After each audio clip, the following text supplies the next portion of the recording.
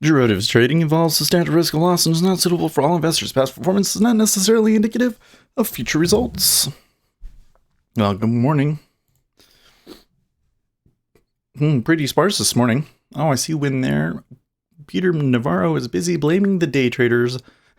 I will not be around this morning to blast you with info or flirt with Ace.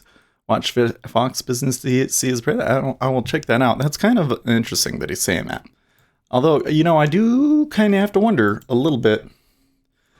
Let's look at the charts and I will explain why. Because yesterday was a wild day. So the E-mini had another little mini panic, and they pulled it out. And I think they actually ended the day up just a little bit higher.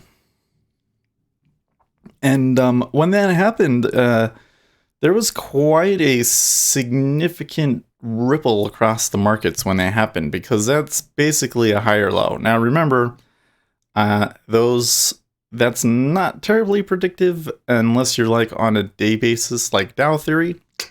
That's great, very predictive. You can actually make money if you manage your portfolio based on that. But beat the market rather. But on a basis like this, I don't know if that's not particularly important.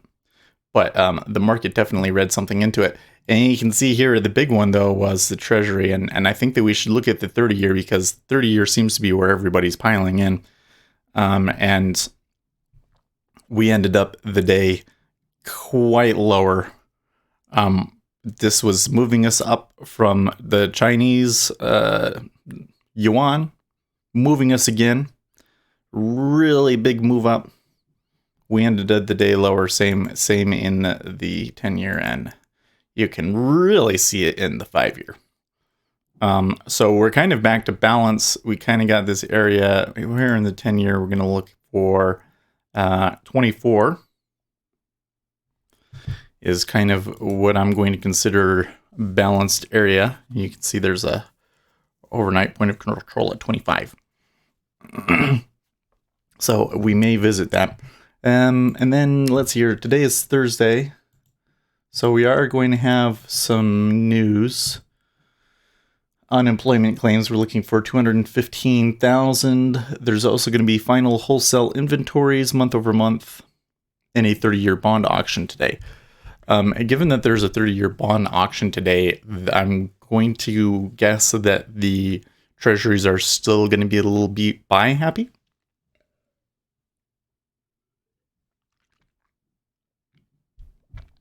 But we'll see. We'll see. Anyways, that's kind of where we're at. Yesterday was really good. After a day like that, we often get really difficult action.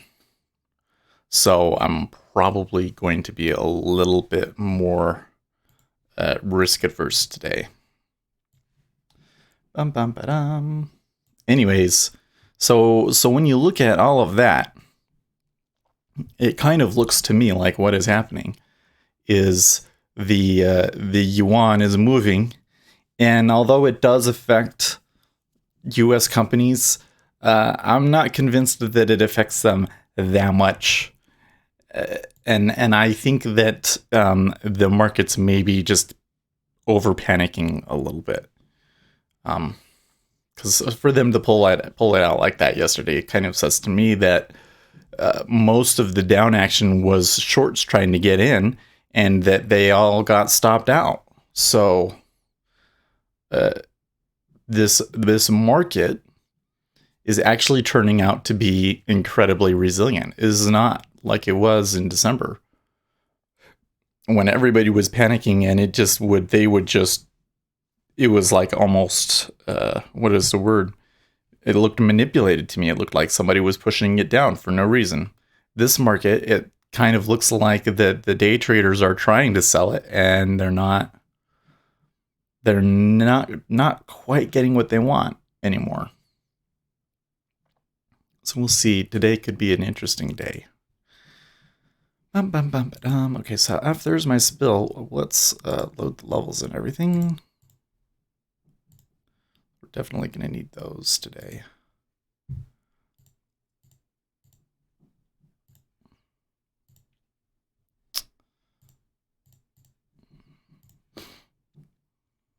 So we're actually below the opening range high in the ZB. That's interesting.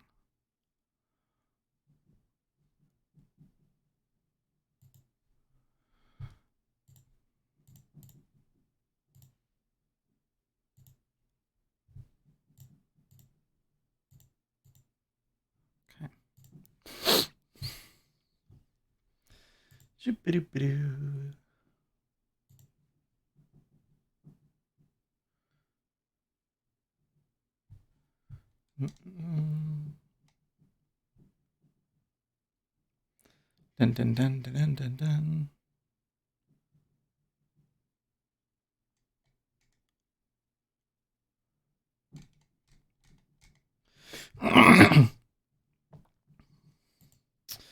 Man, it is just super quiet today. I mean, I guess we got something that's about normal for the starting out, but y'all's just quiet today.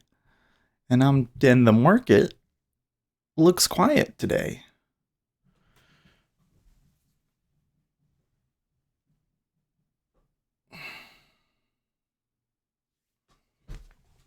I think I need to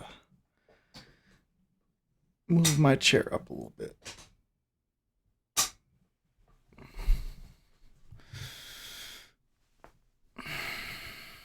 Well, let's look around and see what's going on. Zero hedge, Italy on the brink. Bonds tumble as Salvini issues ultimatum come to meet with president. Okay.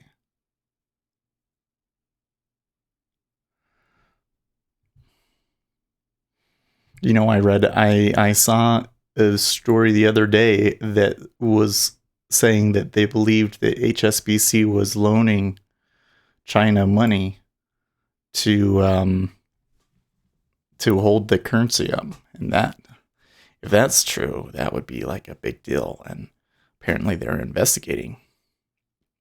I think that's maybe one thing that I should point out. It's something that I think we should keep an eye on. Mm-hmm. What else we got going on?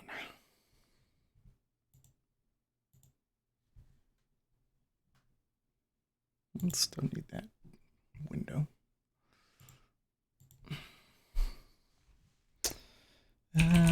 What's the headline on CNBC this morning? Stocks likely haven't bottomed yet because investors aren't scared enough. Well,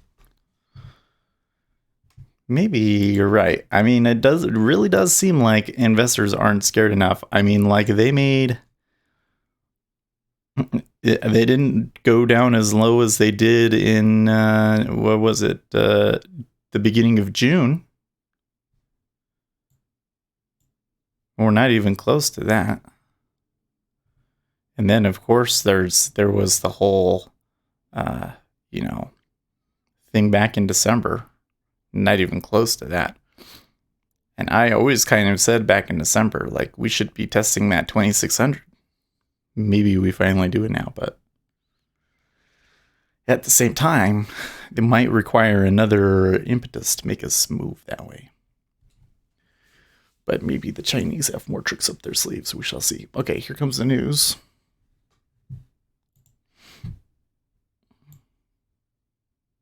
There's a poll.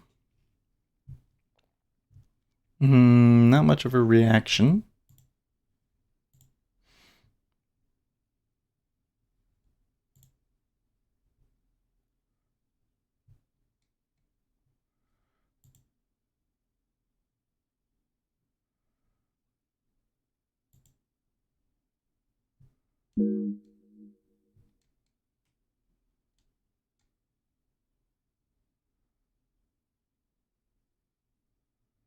Let's see here.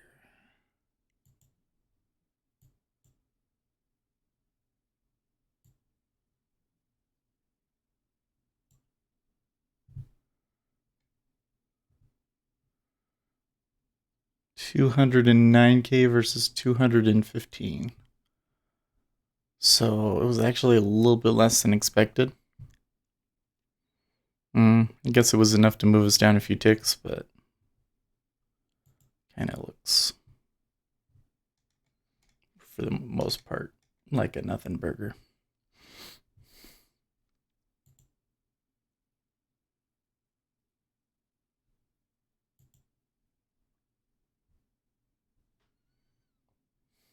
Wasn't there a way for me to split out the news thing on the jigsaw? Maybe not. I had to make that like really big. Hey, IQ.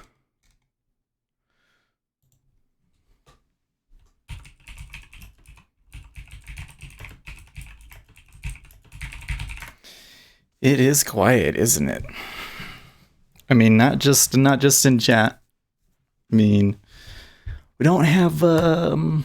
Uzi hasn't stopped by yet. What's the deal? But the market just doesn't look like it's moving. I'm wondering if this is a day where we stay out.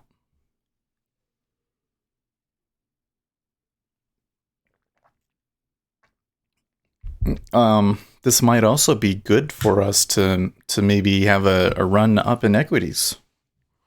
Oh, there's Uzi. We missed you so much. 10 minutes of the stream without you and we couldn't handle it. But it's okay now, he's here.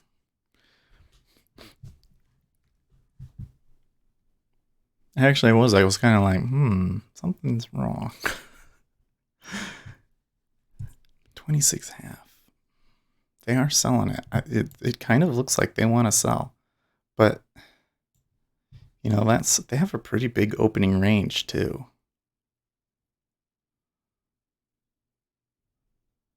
I think with this opening range, well, we get below the opening range in the ZB,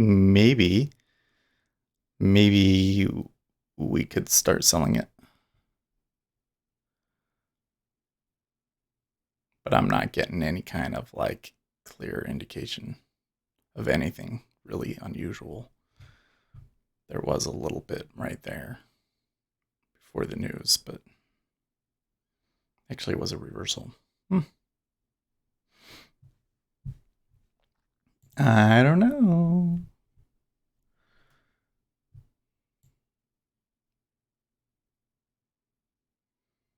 Nope, Donald Trump hasn't tweeted anything out either.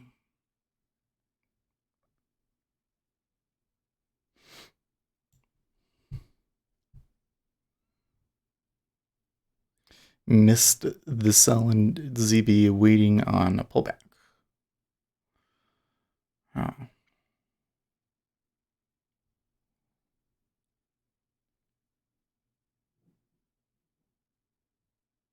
I have a feeling we'll wiggle around the initial balance leading up to the auction at 1 p.m.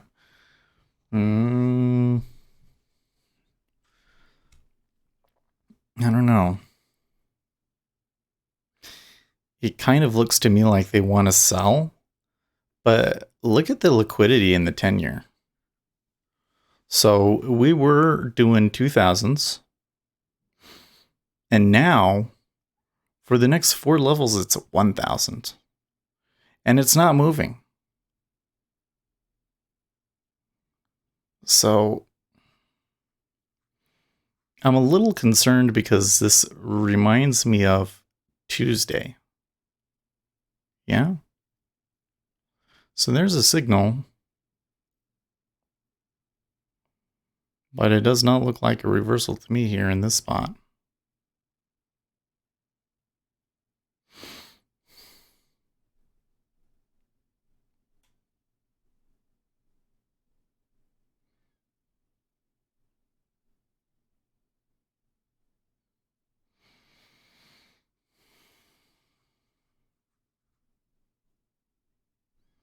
I actually kind of think that they're going to continue, but I don't know. It's in an anomaly. You know, here we come. We're pushing down. It gives us, you know, what is normally a reversal signal. It seems like the trend is down, so you wouldn't want to take it because of that. But then it does it literally right at the overnight point of control. When ZB pulls to 0708, I will sell my 2 cents.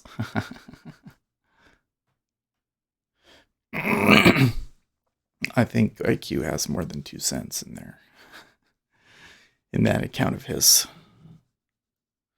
If you have any theories about how the global debt mountain develops over the next several years, feel free to offer up your pearls of wisdom or send me in the direction of must-read materials, says Jim Reed. Who is that? A currency war is much more dangerous than a trade war. Yahoo Finance. Ooh, good point. If selling does continue below the initial balance, 10 and even are targets. Whoa. Full point move? Let's see.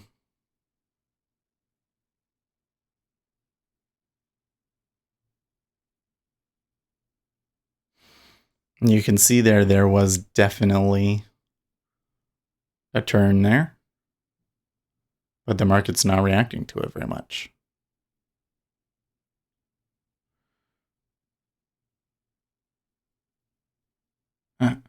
Chicago's mayor slams Ivanka Trump's nonsense tweets about city's gun violence. Okay.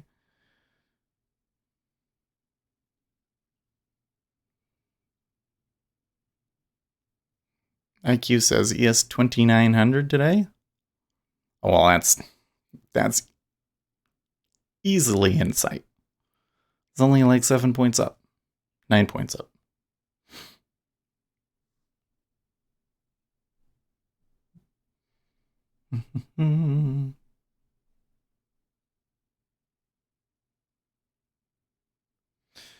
I didn't want to have to address this either, but enough asked, so here it goes. That big exclusive rumor that only connected China experts get, HSBC's CEO got fined because the bank supposedly lent $400 billion to the People's Bank of China. Where does it come from? Read on. Show this thread. On August 5th, this Facebook page with this post in Chinese popped up saying the HSBC CEO got fired after Beijing spokesperson warned that HSBC would be sanctioned by China. He alleged that the Flint knows about Iran and China emptying the Hong Kong financial system. Ooh, that's kind of a nasty allegation. Okay. Specifically, the Post said in 2017, the People's Bank of China and HKMA renewed the currency swap agreement for another 3 years with the maximum size of the agreement at RMB 400 billion. Given CNH crossing the $7 threshold, that amount is now worth only 451 billion. Author further states that he is sure the People's Bank of China will force the HKMA, that must be the Hong Kong something, to renew agreement next year for a bigger amount, maybe to 600 billion or 800 billion. Hence, HKMA is helping to prop up CCP. Now, who is the author? Then he gives some links. He/she was born in 1989 in Hong Kong. He used to be a teacher, then worked in news media in some format. Also published 2 fictional novels, judging by the Facebook page. Also an ardent supporter of the Hong Kong protests. No mention of any finance or banking experience or expertise. The internet does funny things. A day later, LIHKG, the Reddit-like forum frequented by Hong Kong protesters, picked up the post. At this time, the title was already changed to China borrowed 400 billion from Hong Kong, forced HSBC CEO to retire, and then it went viral. See here, and he has all the links to show how it went viral. This is good detective work here. Some of the more astute readers, like Poster 26 here, started to ask, but nowhere in the Facebook post does it say that the People's Bank of China actually borrowed 400 billion. But does it matter? It's viral. WhatsApp messages started showing up telling people to pull cash out of banks.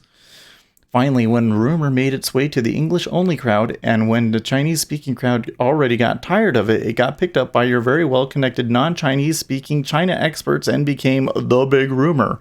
Sad that my friend Kyle Bass hasn't heard of it yet. Here's the WhatsApp message that was being forwarded among housewives. I did a screenshot translation. It says, rumor is definitely true. Imagine financial twit luminaries debating the same rumor as Hong Kong housewives. Okay, fine translation doesn't do the WhatsApp message comic justice, so here. Hi all, I am HSBC China Sales and Biz Development Employee. Recent internet rumor that Chinese borrowed 400 billion from HKMA is true. Our CEO got fired. The company won't let us spread it around anymore, afraid of a bank run. Hong Kong stocks dropped 700 points because big account got news. U.S. government knows China borrowed money from Hong Kong and did business with Iran, so will increase the economic sanction for China. China really won't have money to pay back Hong Kong. Big accounts taking money out of Hong Kong. If you have stocks, be careful. Everyone knows Hong Kong has a stock crash every 10 years, and the last one was in 2007. Wow. So that whole thread was incredibly interesting, wasn't it? So he was kind of saying that it is definitely an unverified rumor that should be taken with a grain of salt. But then he put a bunch of ominous, it doesn't look very good, does it? Sort of an addendum to that. And after reading that whole thread, we have ranged here one tick higher from the swing low at 26. And they're going nowhere. This is bad. Hillary to House Democrats maybe stopped grandstanding over impeachment. Yeah, I heard yesterday, not heard, a person on the Donald subreddit claimed that they are a web developer and that a Democrat donor came to them asking to make a website for Michelle Obama's presidential campaign website. Now, he himself didn't think that this meant that she was actually going to run, but only that the donors were interested in her running because they did not like their current field of candidates. Can you believe that? That they are so disappointed with their own candidates that they don't that they want somebody else to jump in the ring. That's kind of something else,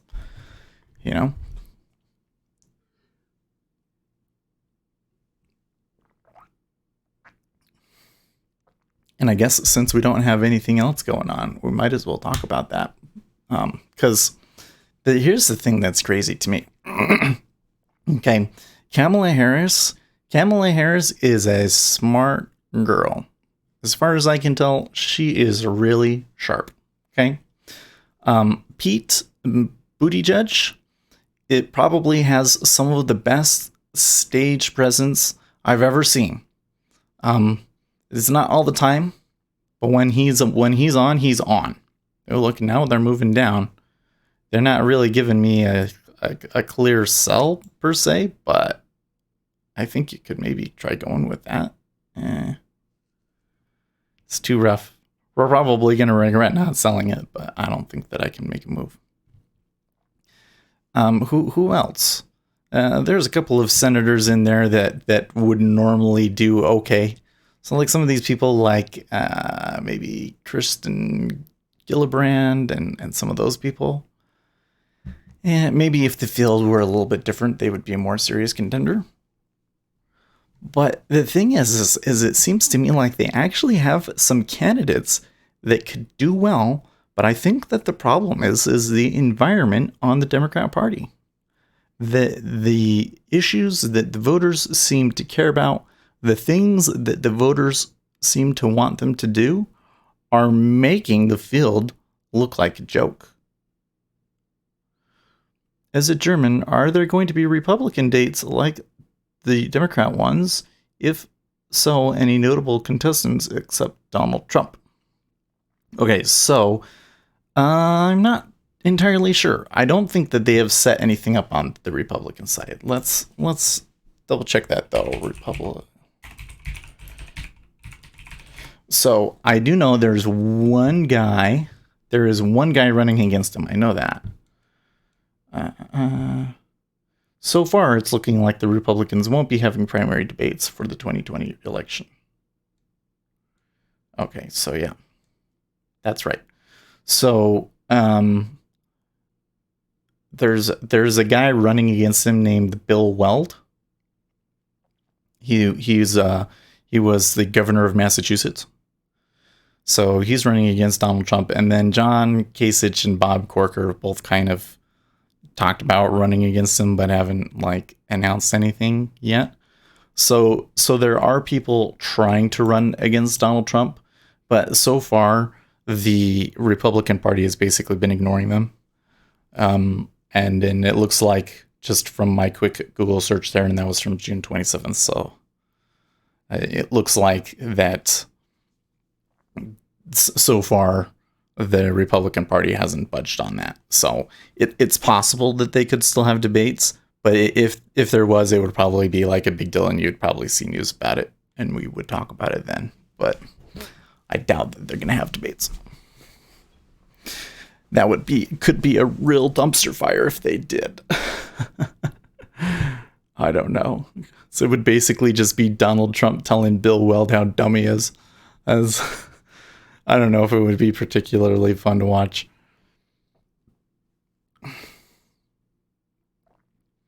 I don't know, like just this thing like with Hillary here, the tweet that started that.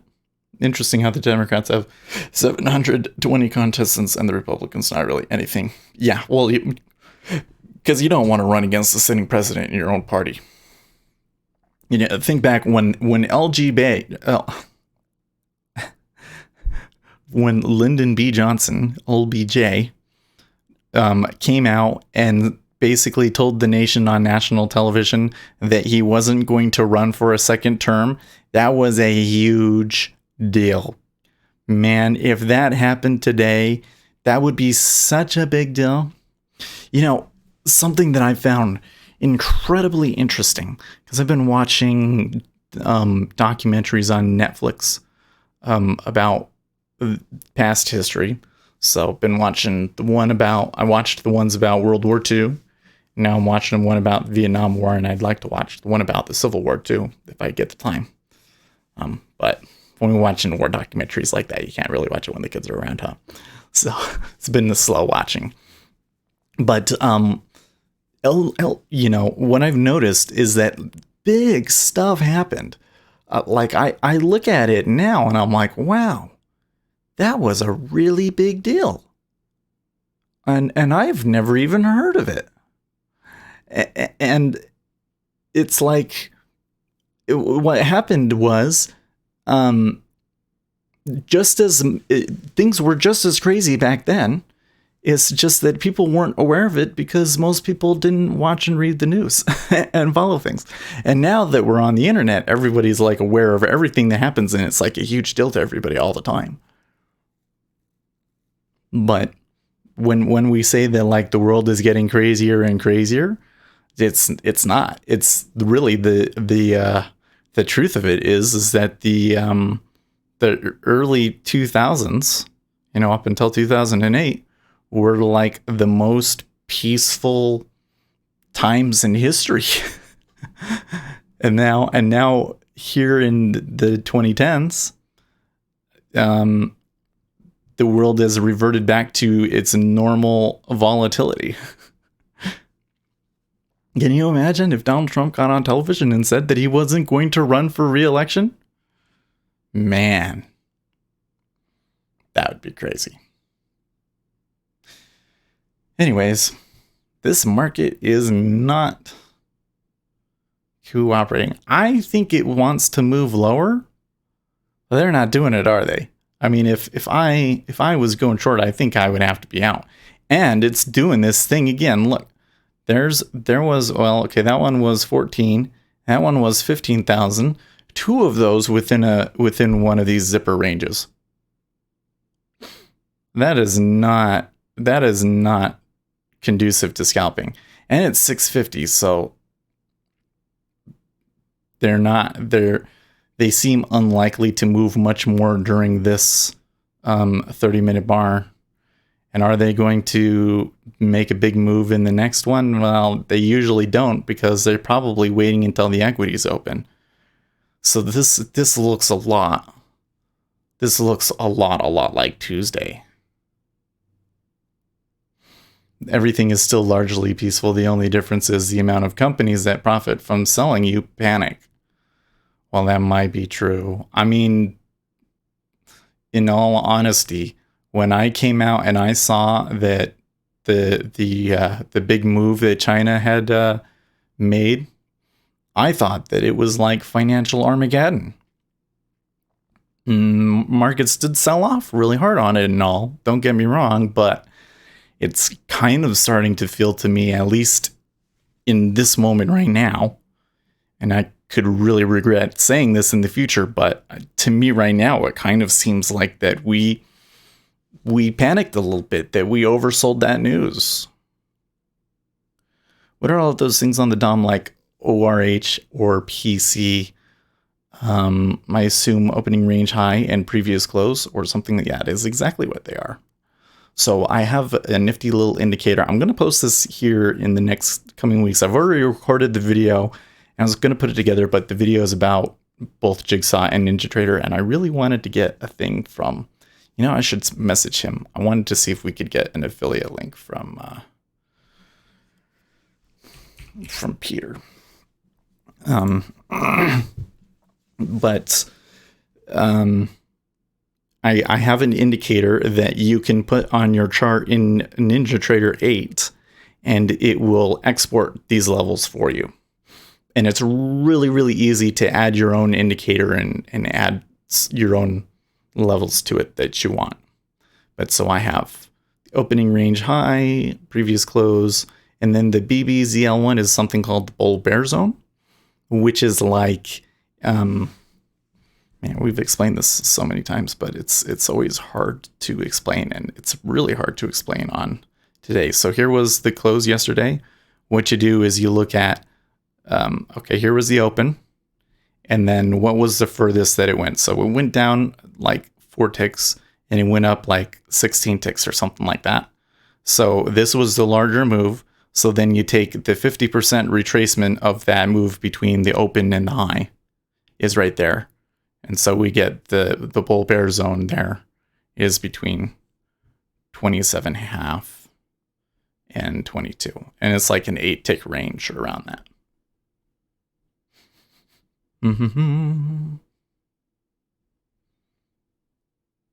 Do a recording on it, on the bull bear zone. Maybe we should do that. The problem with the bull bear zone is that John gave me that indicator, very gracious, good friend, and it's kind of his indicator, so I wouldn't feel right just giving it to people, and I've never seen it anywhere else. Okay, now they're moving. Now, this is just like I said, like maybe we're going to regret not selling it, but it's just too slow. And that one just kind of fell out for no reason. Was there a move over here in currencies? Yes, there was. It's a little drop in the 6J at least. I can't see the Chinese.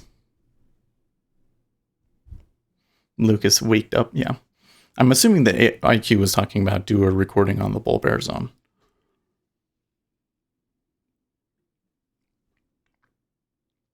But maybe we could make a video like important levels to watch. Yeah, that would be great.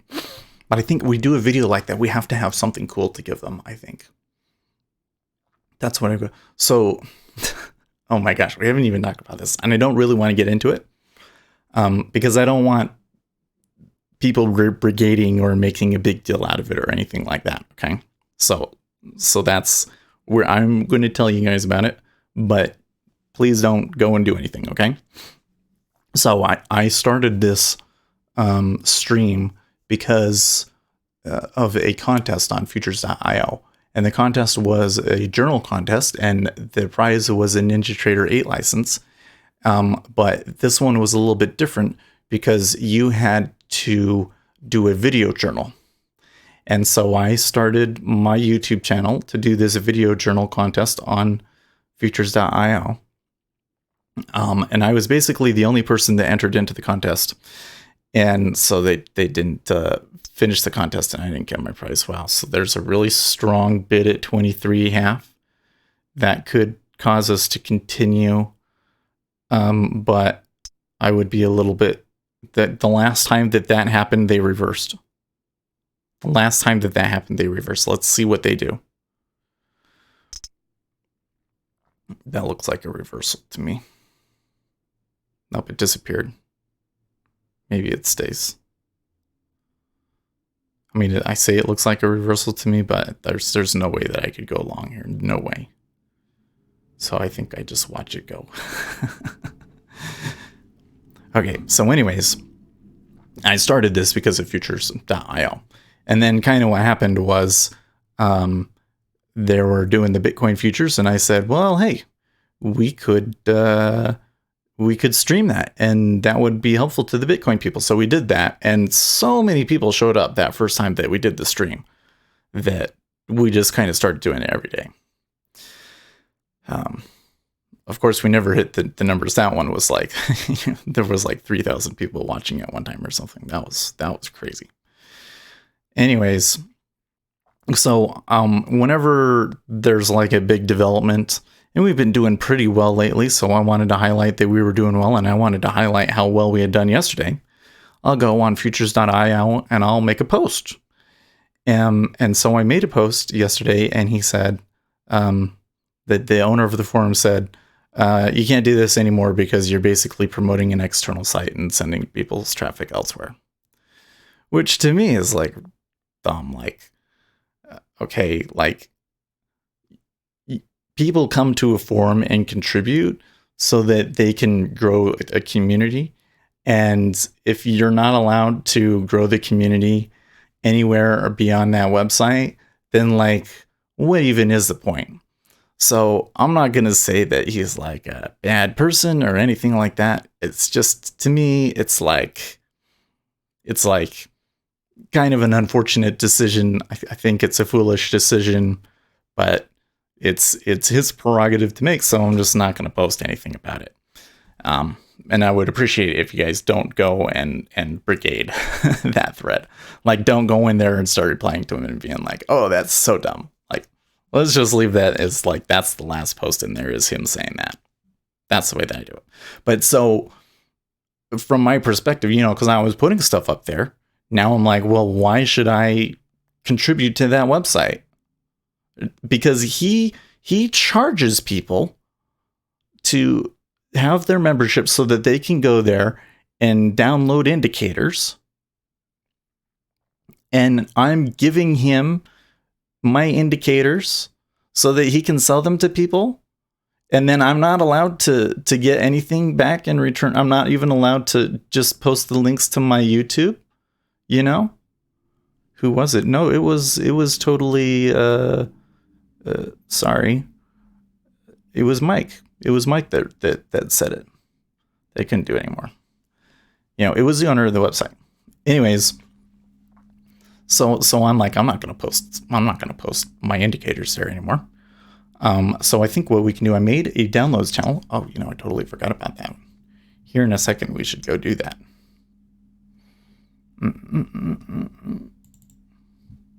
Let's just send a little message here.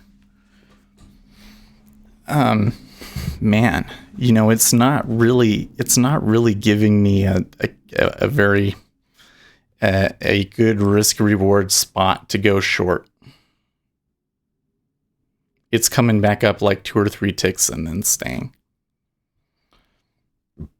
I don't really see anything happening over here either.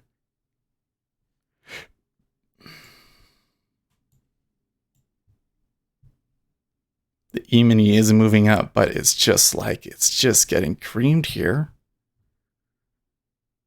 And man, seeing that much volume trade there kind of makes me think that they could just keep going. 7 points to go on the ES. Yeah, they've moved up a little bit, but not a ton, have they?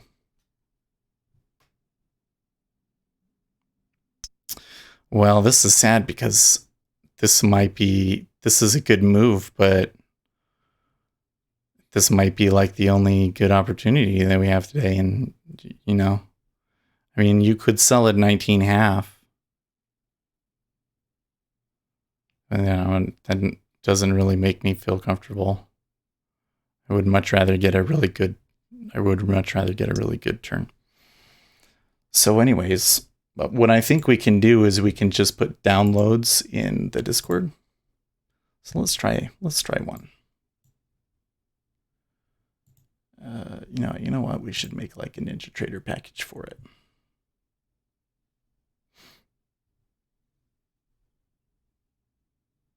We'll make one for the knob, for our knob spread.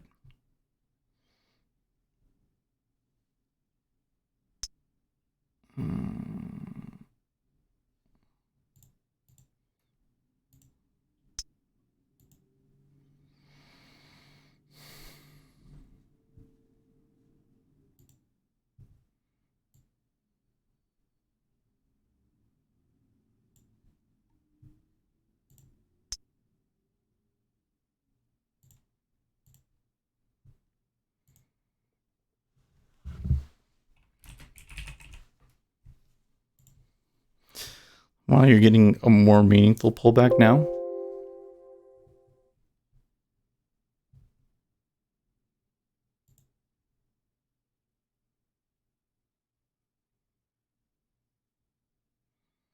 The German bun just dropped 70 ticks in 6 minutes. I'm not... Oh, I haven't had this up either. Italy...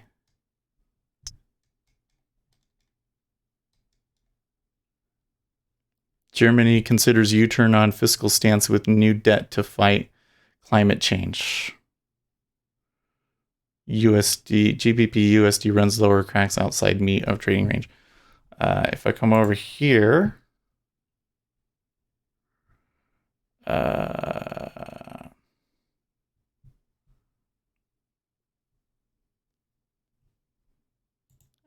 British pound, definitely moving. Euro, definitely moving. 6J not so much. So this does appear to be from the from Euro News.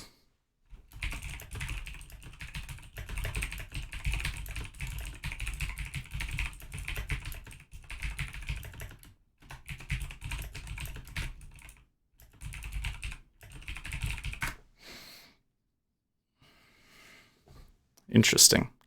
So the E-mini really likes this, but it's unclear how much leg this has in it. Like, the problem with a move like this is the currency is what's driving it. The Treasury will just move on its own almost. And the order flow reads that you can get in that kind of an action can be unreliable.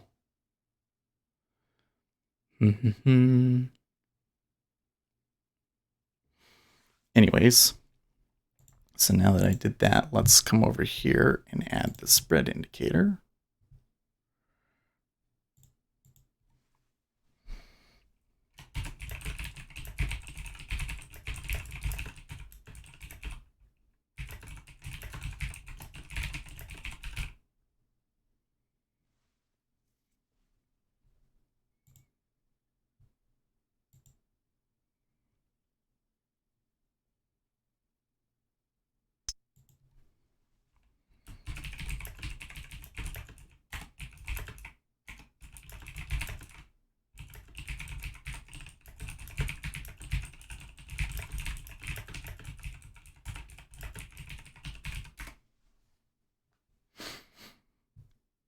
Any thoughts on getting Eurex data feed for the FGBL? Should be more interesting than 2ES, or is it too costly? Well, I think it's I think that to get the Eurex, it's just like another $5. I could be wrong about that. I would say that it's a good thing to look at, but it's not necessary.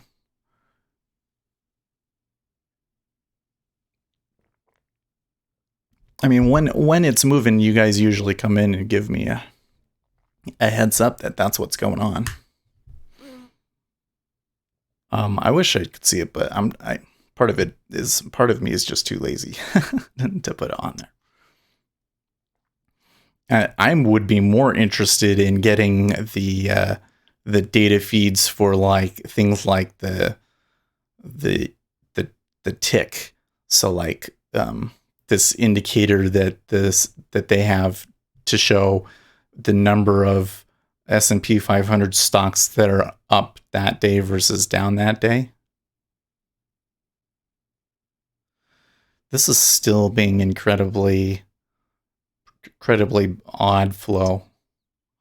Like you notice how there's not very many significant events. There's not very many significant events, and the lesser significant events are happening a lot. So you have a lot of traders making a lot of trades, or getting interested and excited in random spots, and is just kind of chopping around. And then it went lower. That starting right there. There's no real warning when it went, because it was Forex. That sucks.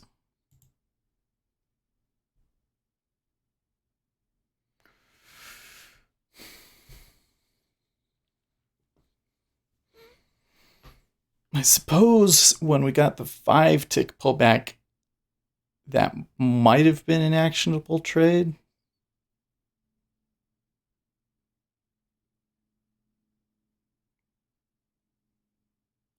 So the thing that I'm seeing right now is that you continue to see spikes. So it kind of looks like they're still unbalanced. It's hard to say, though, if that means that we're going to get a more meaningful pullback or if they're going to push again for another leg. And honestly, because the driver is Forex, it probably could do just about anything. I have a question. I've been considering going to a boot camp to maybe land a job at Google. Do you think it's a worthwhile path going to one? They claim amazing results at landing jobs. So that's interesting. Because I'm a little skeptical that you would get into Google with just boot camp experience. You can certainly get jobs from boot camps, and there are people at my work that's where they learned. Because the thing is the job market for programmers, they are so in demand. They're literally so in demand that anybody that has any kind of skills whatsoever are in demand. Now you're not going to get paid probably as much as somebody that does. Wow, look at that. It's a strong bid at 19. I mean, I'm not so sure that you would get paid like the standard Silicon Valley programmer salary of 70 to 80,000, but you probably still get above median wage. So, now, one of the things that I would consider, something that we don't normally think about, but is kind of like, what kind of programming do you want to do? So like, most people out there are just writing web APIs in Java, which is kind of boring. And Java is kind of not the nicest language to work with anymore. Are you familiar with Launch School? No, I've never heard of that before. Anyways, that's like the thing that most people are doing. Some people are lucky to be working with Rust or C++ and are doing like really serious, complicated programming applications. Okay, that's a very different thing, and those are probably not bootcamp jobs, but they're out there.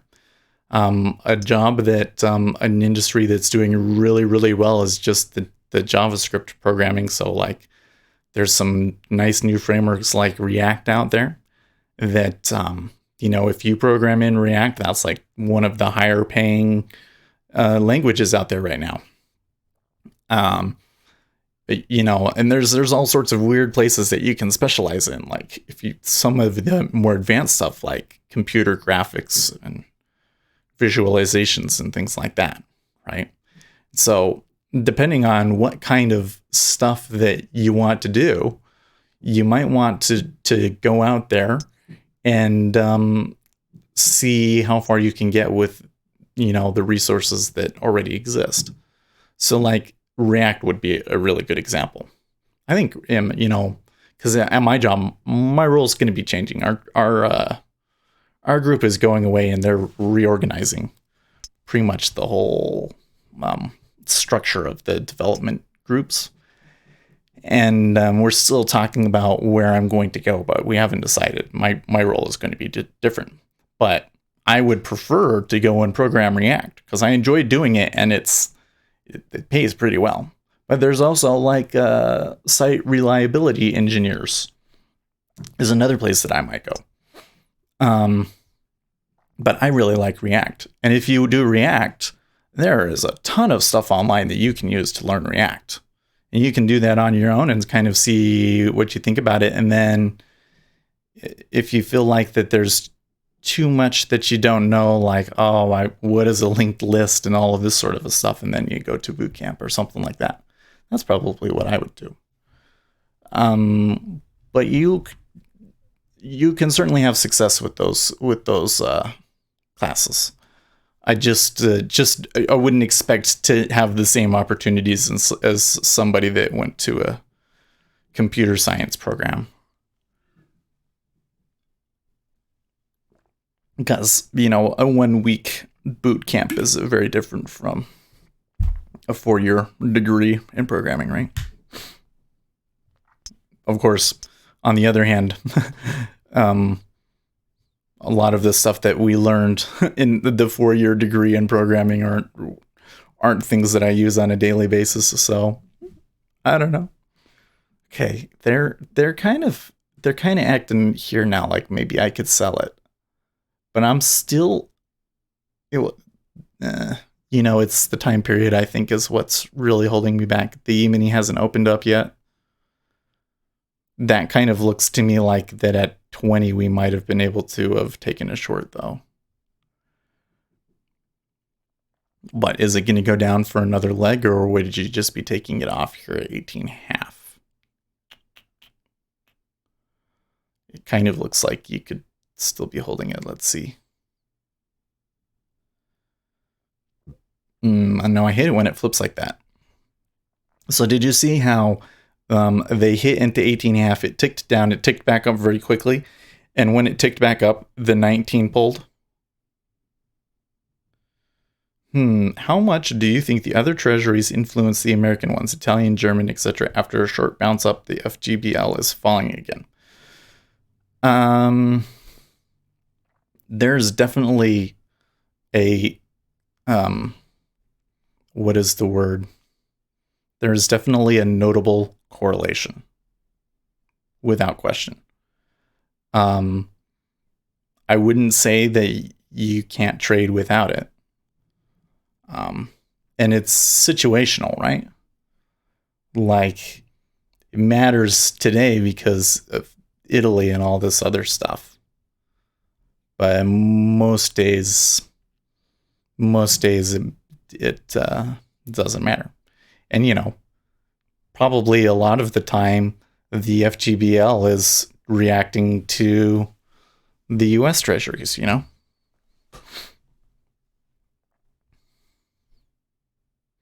Another thing that I think should be holding me back is that you're not seeing the big orders again. There was some there at 20. So that I do think was an acceptable short.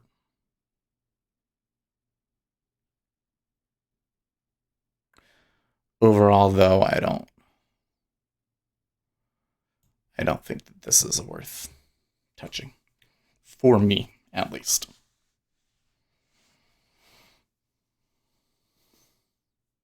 I don't think he's going to respond on Skype. I should just Sweet.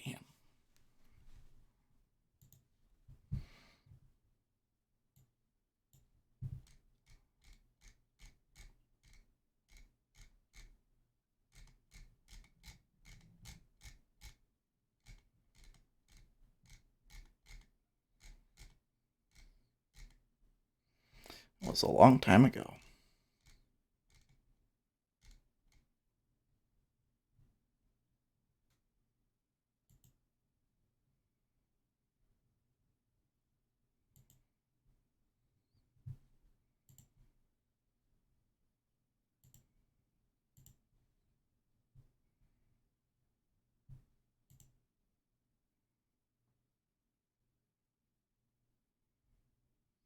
No, I can't. I guess I can't do that because it doesn't follow. Maybe I'll have to go into their chat another day. Maybe when things aren't so close to the E-mini and all that.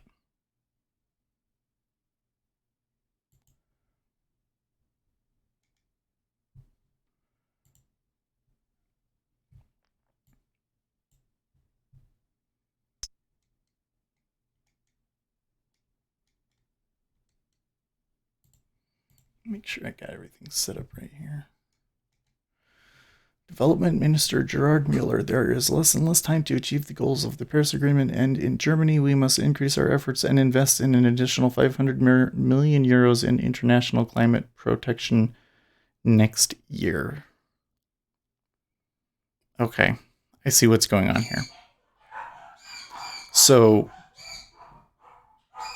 prices come first, then the news hits.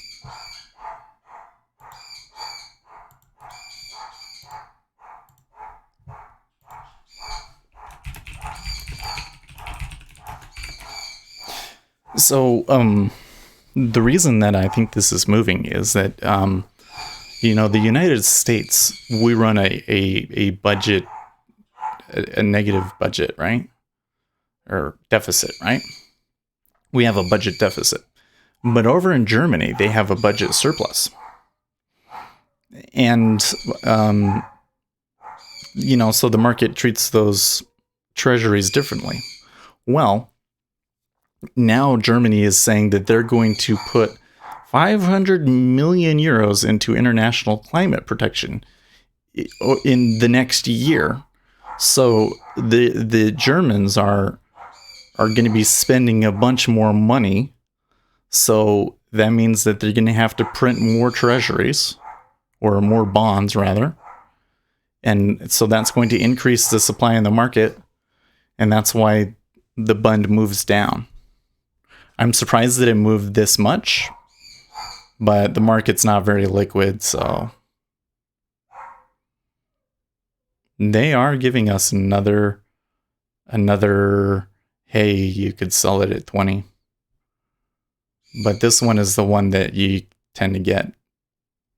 Well, I don't know. It's been doing that a lot here anyways, but you also tend to get one just before the E-mini opens, so I don't think that I can touch that one. It's kind of funny that the E-mini bought on that, because if that's really what moved it,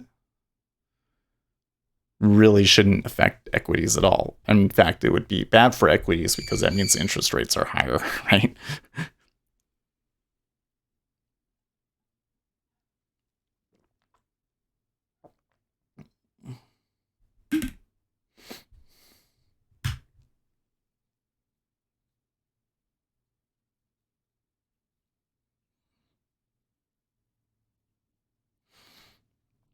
Was the move premeditated? No, it matters. No.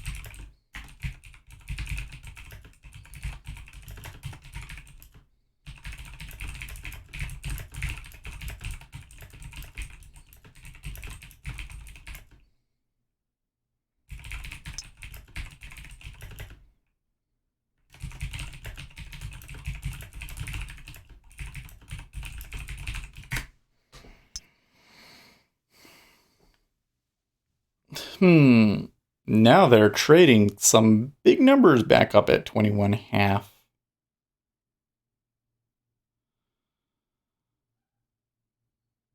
Market makers and dark pools absorb ES double bottom 28.20 and paves the way for upside through more buyers than sellers. It's really weird that the E-mini bought on that. I suppose that additional government spending is a good thing for companies overall. I wouldn't think that it would affect U.S. companies in particular, but I mean, that was the only piece of news that I was seeing going through the wires when that happened, so.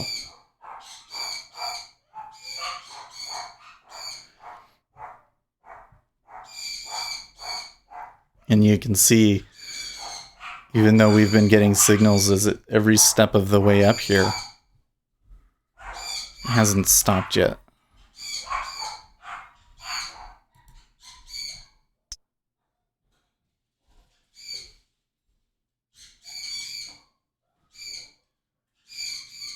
I think I could sell it there at 21 if it wasn't 722.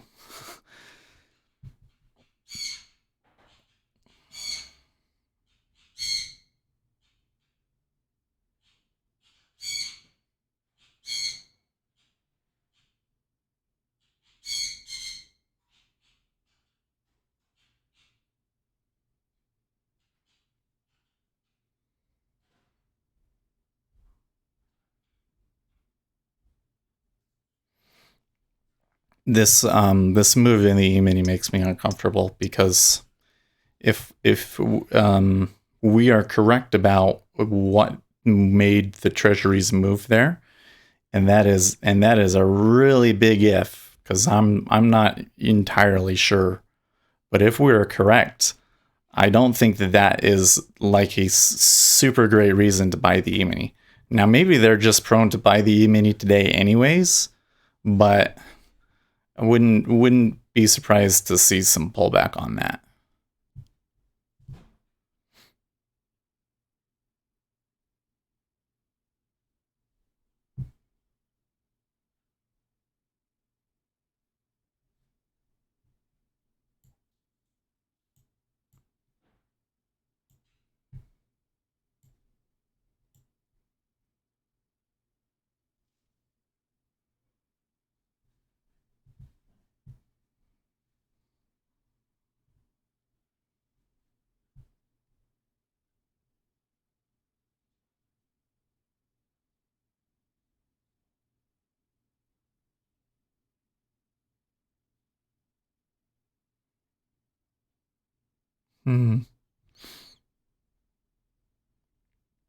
Sure enough, it took higher.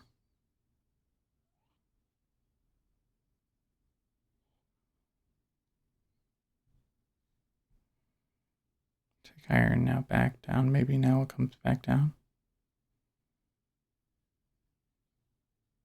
It's just not acting quite. Maybe it's a good trade, but I'm just not entirely comfortable with the way that it's behaving. Okay, there's some pulling.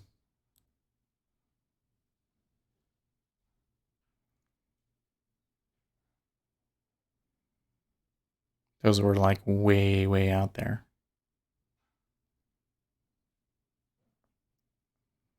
That was weird.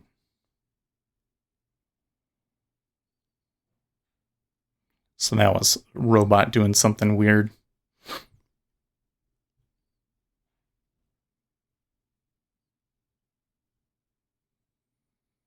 My feeling is yes, we'll hit 3K.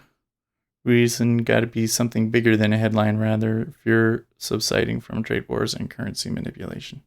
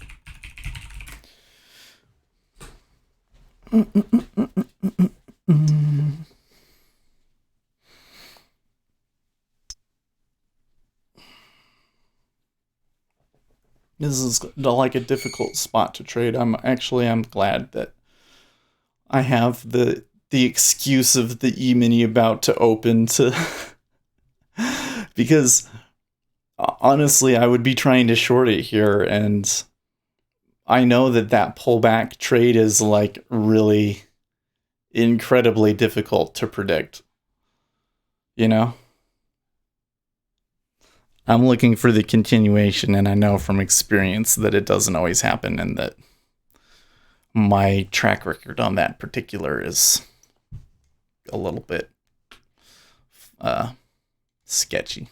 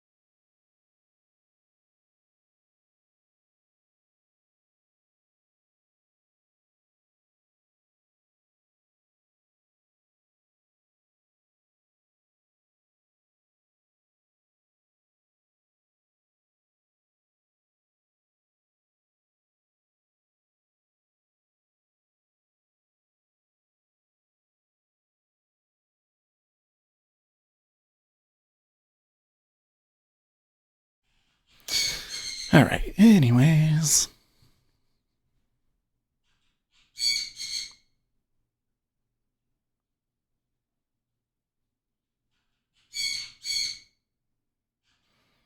they did come down. I think 4 ticks would have been just great.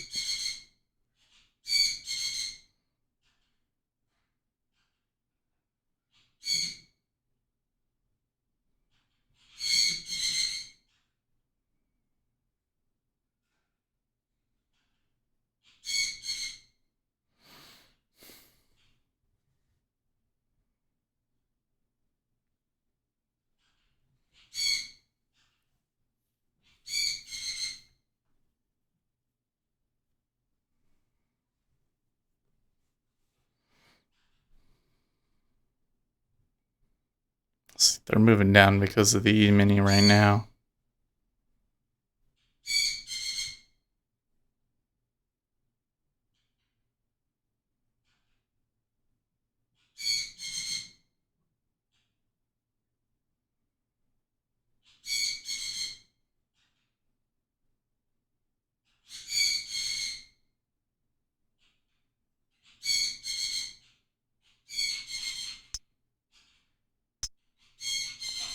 Big stack right there at 19.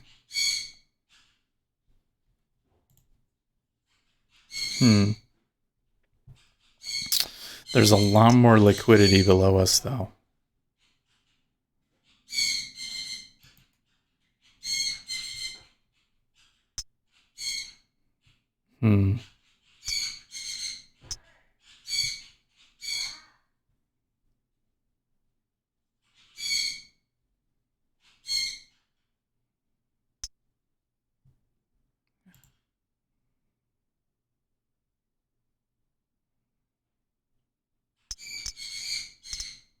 Missed it. They're squeezing him. You see that? Squeezing him and it didn't go. That's interesting.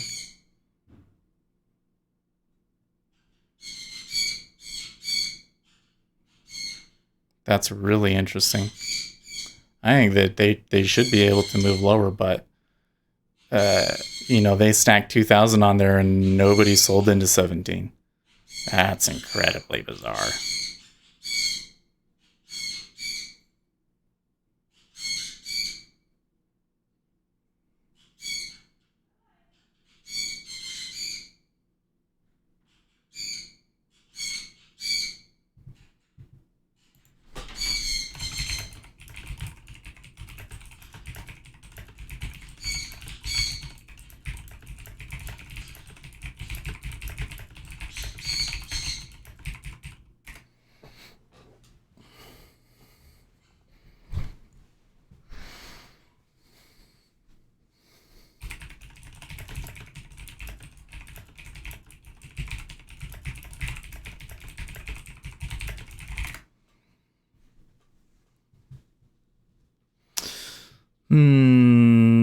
That is, there you go.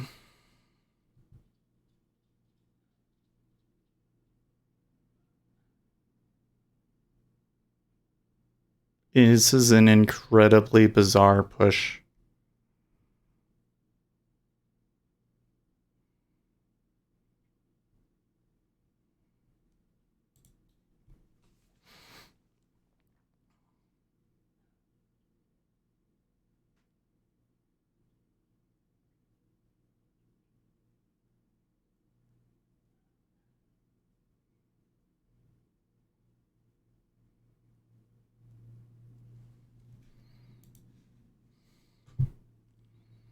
I might try taking a reversal here.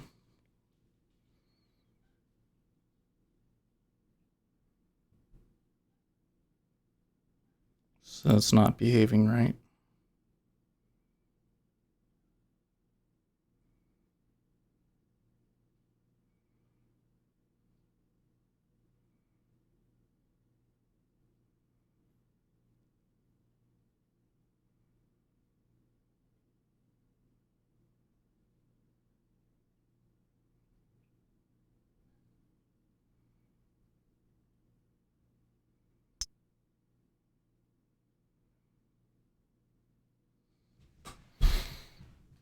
Yeah.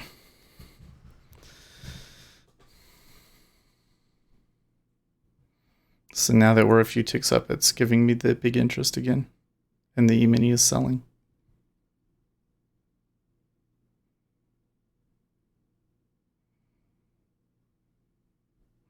Some defense there at the low. Okay, how was that tick? It was a bid.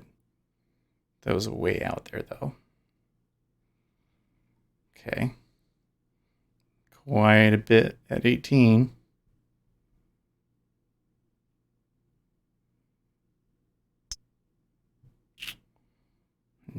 Darn.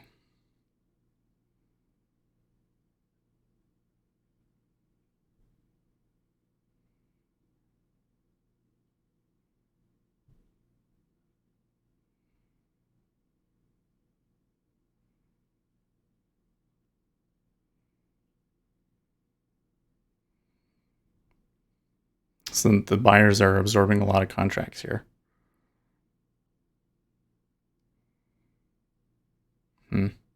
Might be 1,000 to push it up and hold 18 though. I don't know if they can do it. And it could have gotten 17.5. So even if this works out, I was maybe a little early. 1,000. Okay, good stack on the uptick. Good pull on the uptick.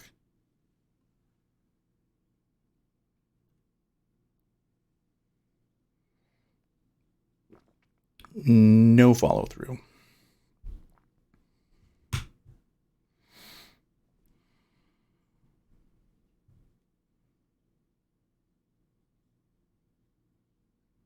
The 5 years just sitting there.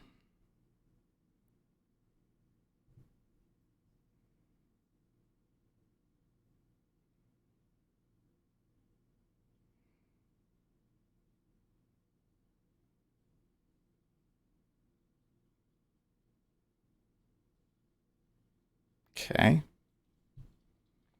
Finally, a positive tick.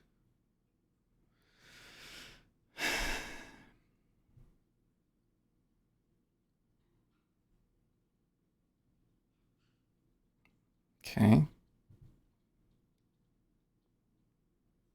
It's kind of acting like they want more. Maybe they're just not ready yet, though.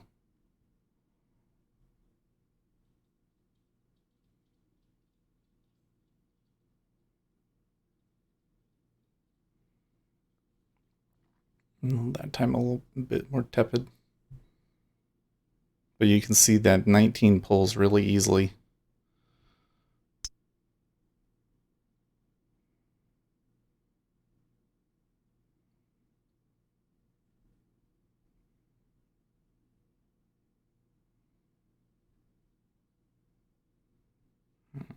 It's just being too flaky here. We're in a chop zone. We're in a chop zone, and I'm not exactly positioned in amazingly.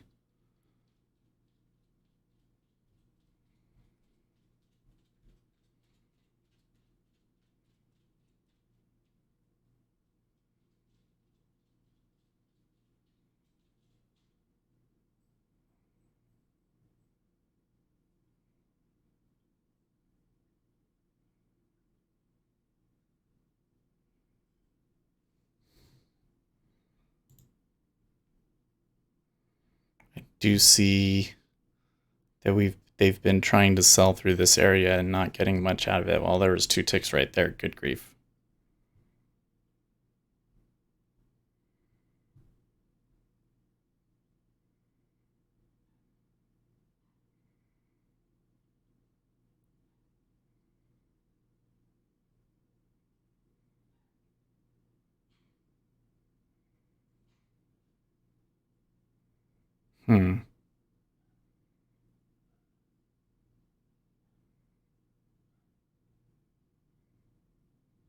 It's the 5 years being flaky on me.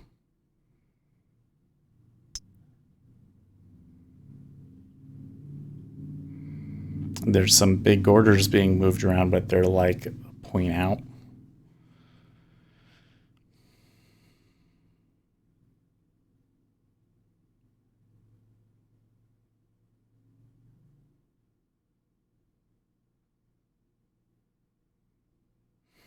What?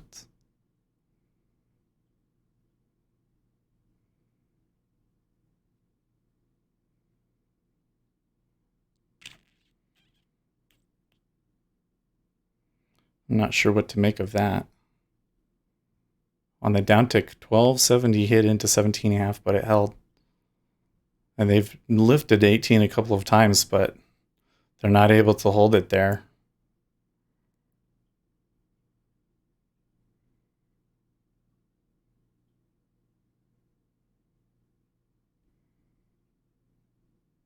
So they're the 5 year. It's really the 5 year being flaky. Yeah, that sucks. Look at that big stack.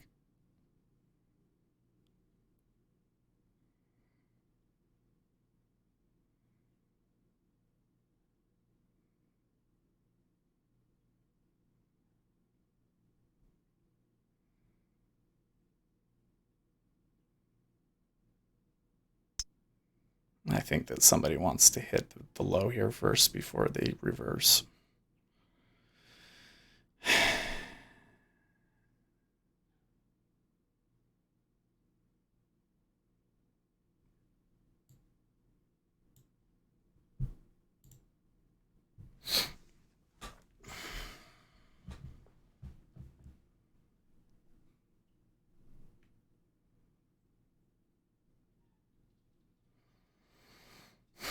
Do you have a statistic about your performance in range markets, counter trend, and following the trend?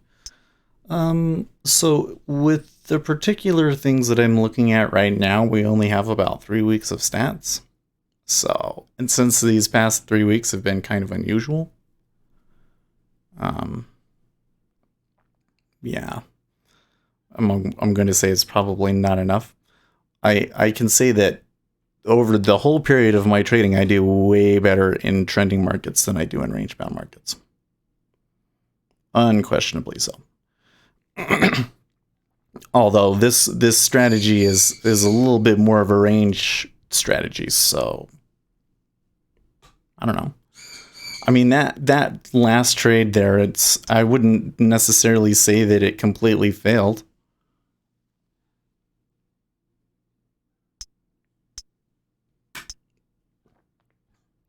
In fact,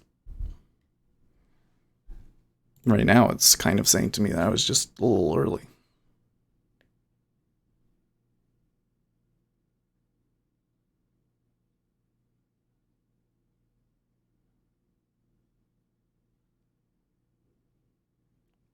But let's see.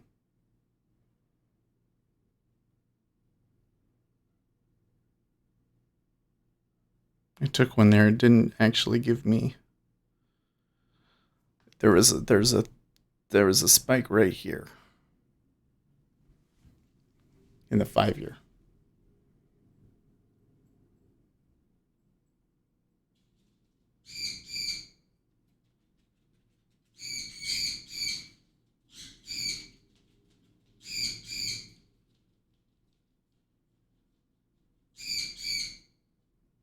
So you can kind of see how they're reluctant to go for the lows. They had to really chop it around and coax them into it.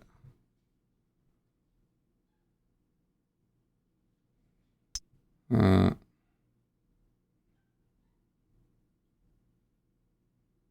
guess not.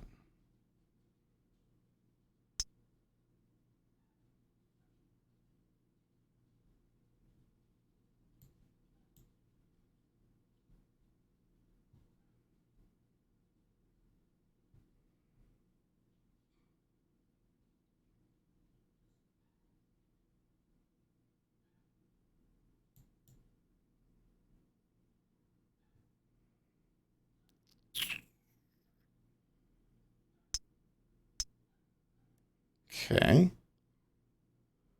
It's a little weird.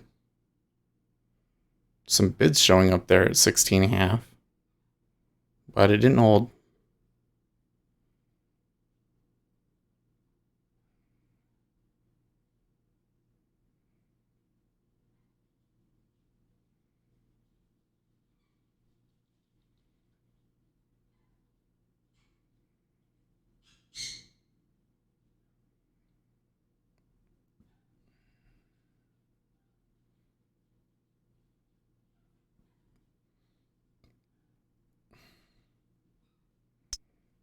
Wow.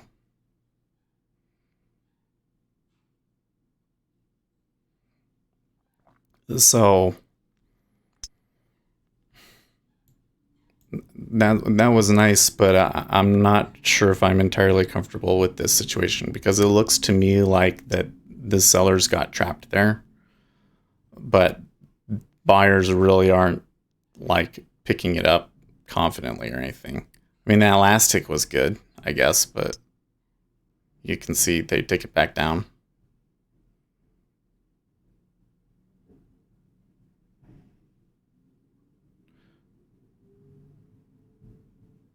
They're definitely fiddling with the bid, especially at 16.5.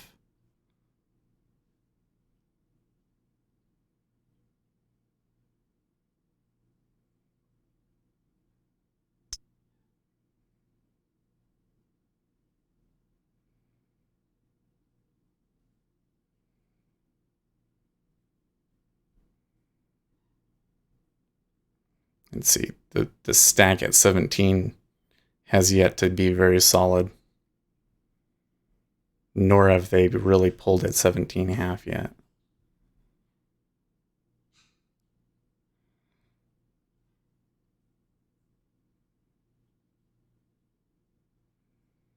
The E-mini is kind of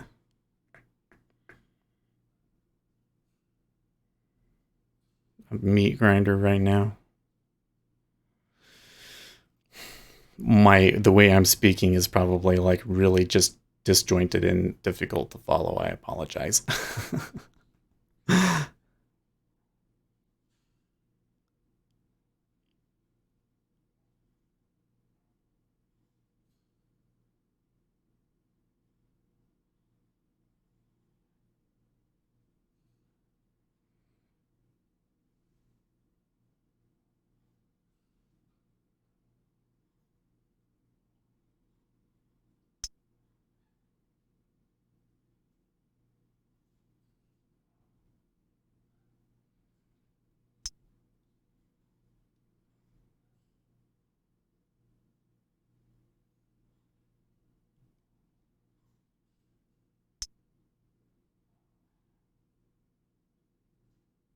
Hmm.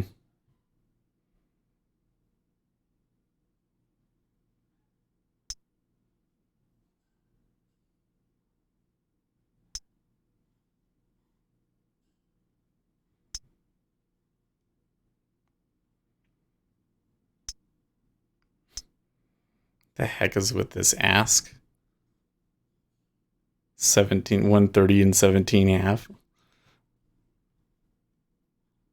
He did it several times.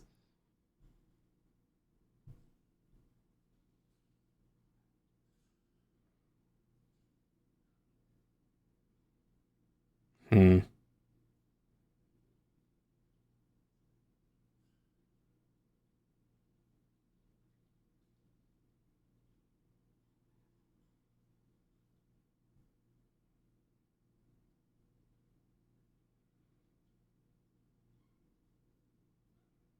Hmm. Iceberg at 16 half.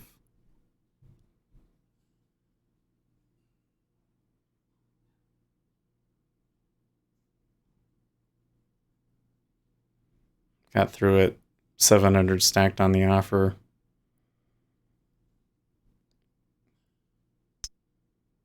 I'm getting a spike.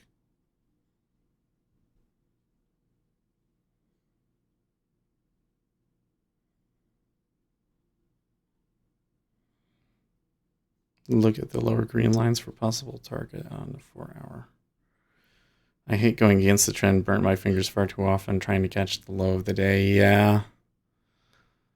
Um, I really don't like trading against the trend either, but I kind of have to go along with what it's telling me right now. Like, the way that this is ticking makes me incredibly uncomfortable. But what I'm seeing is they're going down for the lows and everybody's getting excited and then it's not going. Like, that is, sellers are trapped. Unquestionably, sellers are trapped.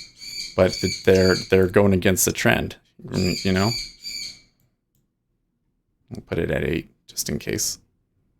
I get a good one. Look at the E-mini just falling apart all of a sudden. What the hell? Okay. Let's just put this like way up here out of the way where it's safe so that we can watch and see what's going on. That was something just happened.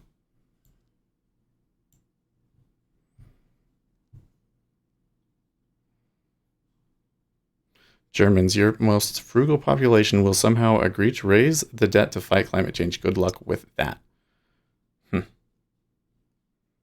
The market definitely seems to be reacting to this German news.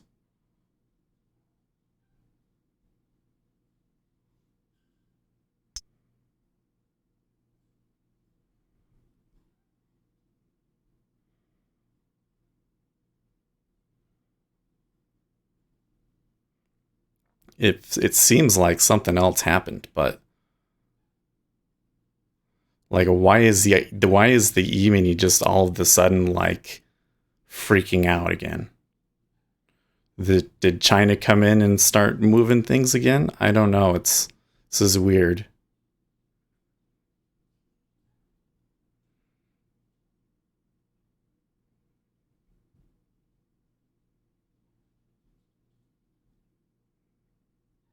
So there's my 8 ticks.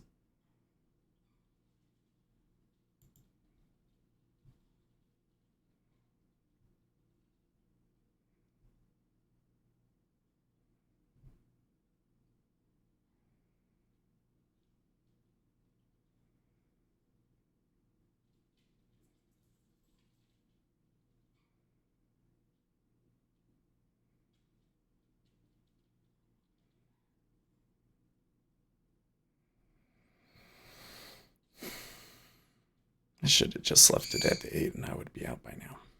And I could be getting back in again. Possibly.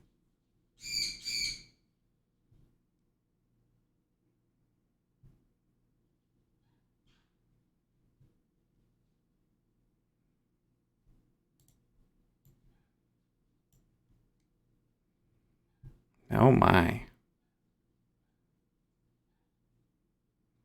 What is going on? You need a few more lines on that chart. Ken posted this chart in there, and he has a ton of like Fibonacci levels and stuff on it.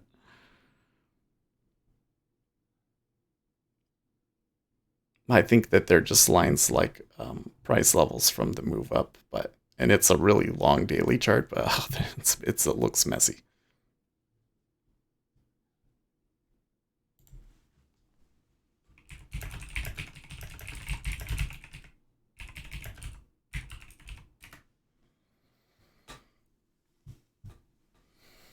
I just misspelled bizarre, but I don't care. Okay. Is this going to have another leg?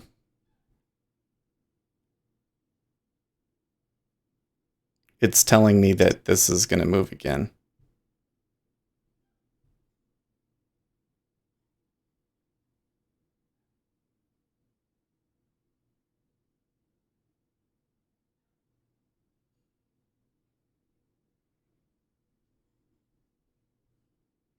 I think I really flubbed up the execution on that one because I had 8 ticks and I was trying to get out, but I was already too late behind it. I should have left that there. And then, if I had something like what happened yesterday, I should be taking the profit and then trying to buy it 1 tick lower or something like that. Okay. We got news in 5 minutes. I think that's the oil though, right?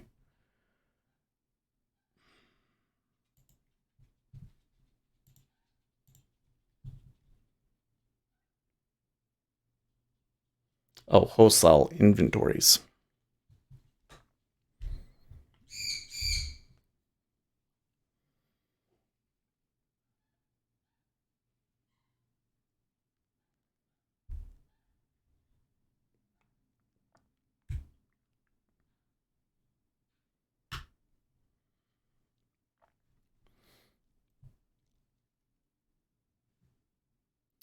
So the volume on that spike there was not a ton. Now it's giving it to me again at 16.5.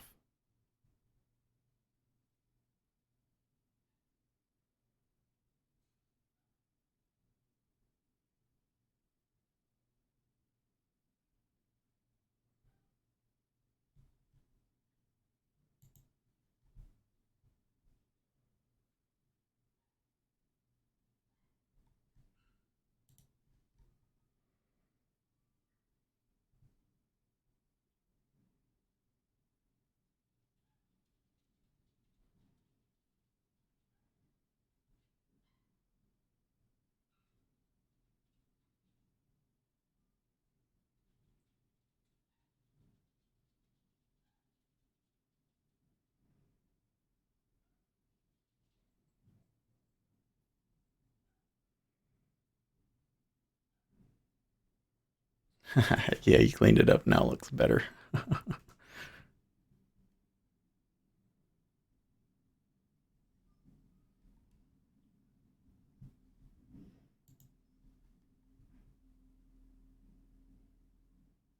Stocks give up gains as Germany denies climate change fiscal irresponsibility.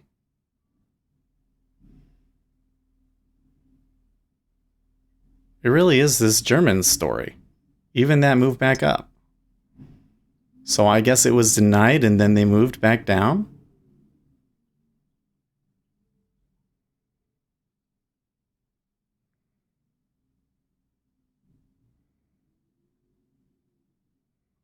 I continue to see a market that would prefer to go short and doesn't have the oomph to do it.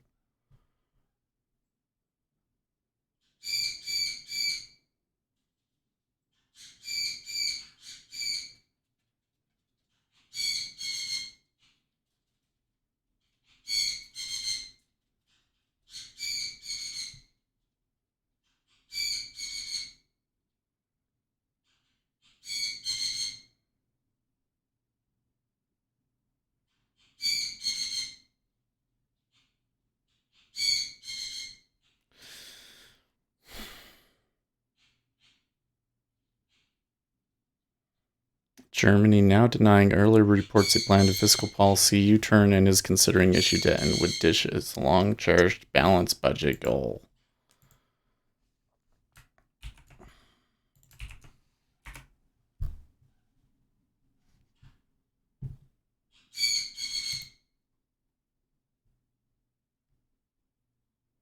So it's my country's fault the trade reversed, right? Well, no, it's your country's fault that I got 8 ticks. I don't know why it reversed. That's the weird thing.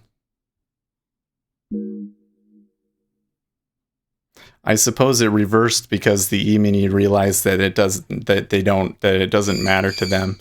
And then the treasuries realized that what the E-mini does is probably more important than what Germany is doing. I think that's what happened.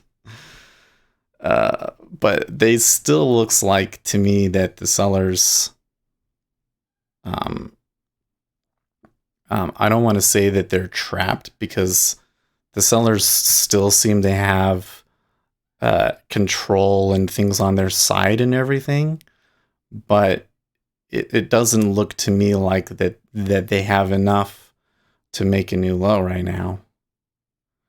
So they might have to chop it around here for a while because it's even with that move up and they came back down to that low again and it was still like they just couldn't get anybody to sell it there.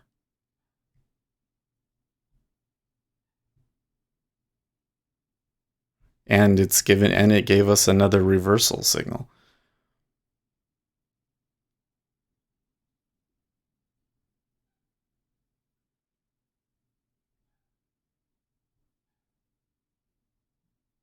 But are they going to give up, or is the E mini going to give up? They're 2,900 now, so there's that.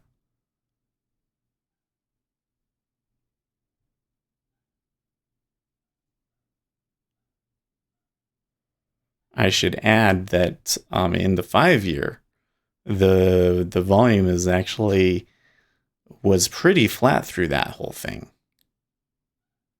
Somebody actually went short up at the top of it, and it looks like they're taking it off now. Could be. Okay, so there was some news. Wholesale inventories, negative spot 3 versus spot 2 prior. What was was there an estimate for that?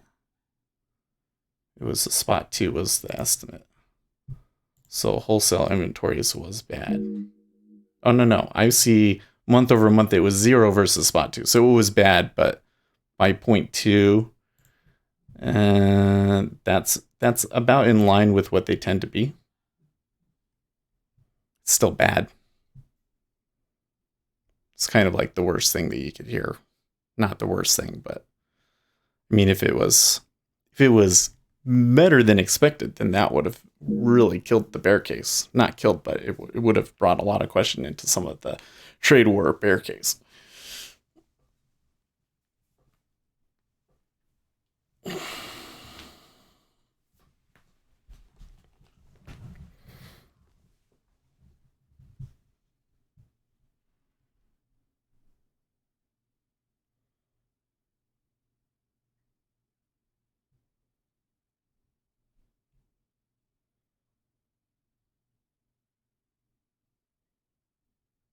Hmm.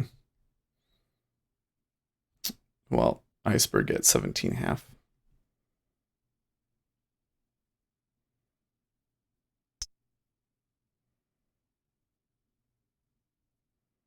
But now I can see some bears trying to hold the line at 18.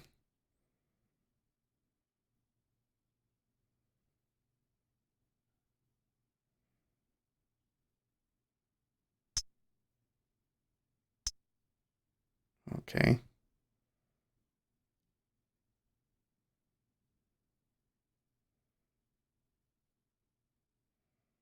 Somebody moved their asks there. That was interesting.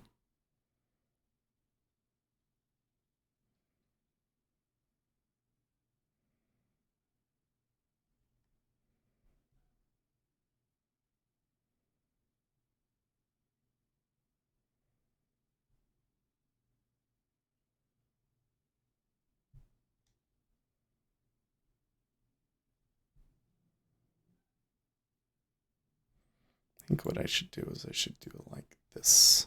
I should have that there. And then I should have one here like that. That way I can cancel this one without my stop getting canceled too. Okay, so Wimmer had a quick question. Let me answer that one first. What are the regular hours for Treasuries 13:20 to 20 Central Eastern Time? I wanted to watch. Well, so it starts at 8:20 Eastern Time. I don't know what that is your time, but Eastern Time it's 8:20. And I only trade it until about 10:30. But you can totally trade it until about 11:30.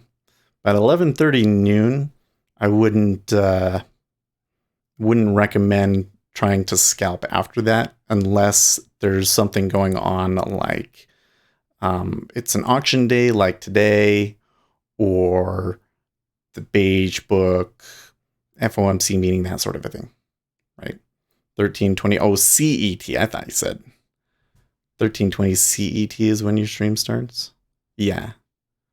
Well, it's 6:20 my time. But yeah, the time zones are all messed up. But yeah, so basically for 4 hours, is what I would trade.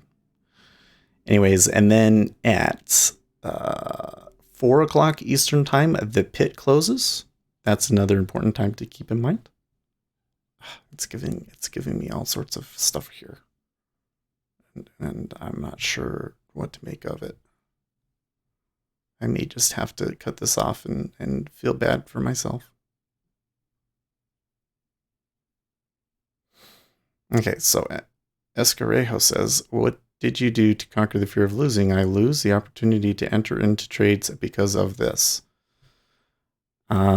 So I think that we have different problems. Because my problem is that no matter what happens, I want to click in. And so I don't think that being afraid of clicking was ever a problem with me. But I think that when you have a really well, what is the word? You have a really specific plan.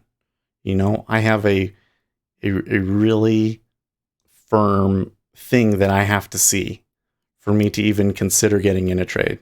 And then I can look at everything else to determine if that's a continuation or a reversal, if my risk reward is correct, that, if I really want to take that trade. And because I'm looking for such a specific set of things, when I place a trade, I can do so with a lot more confidence. But I'll miss some too. And I guess the other thing to be said is that it's better to miss one than to lose money.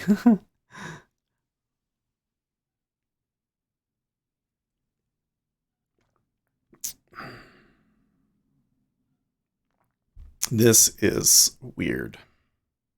So this appears to me to be a golden signal, but it is not ticking right.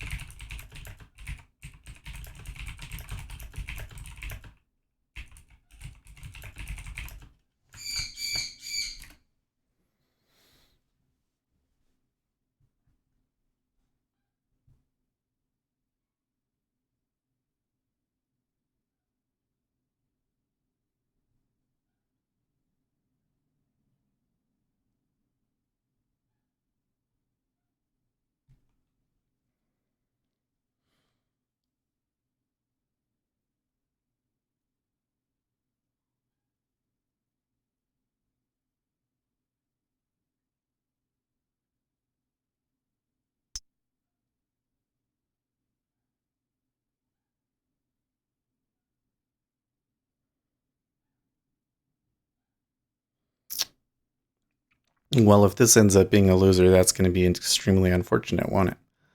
But we need to figure out what we got to do here because I really would have liked to have taken that 8 tick, you know? It's extremely unusual that something comes back that quickly like that. But I still think that we need to come up with a better execution strategy for dealing with that exit so that I can give it some leeway to go through, but make sure that I get the 8 tick win. Maybe I should have moved my stop up to there and just said, okay, if it goes up, but then it tries coming back down through, then I'm going to take the profit or something like that. Well, they might have enough people long now to stop out. They're still acting like scared of it though.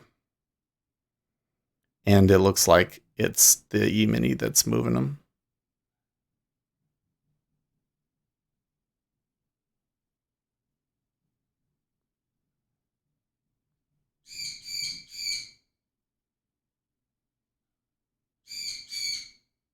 Hmm.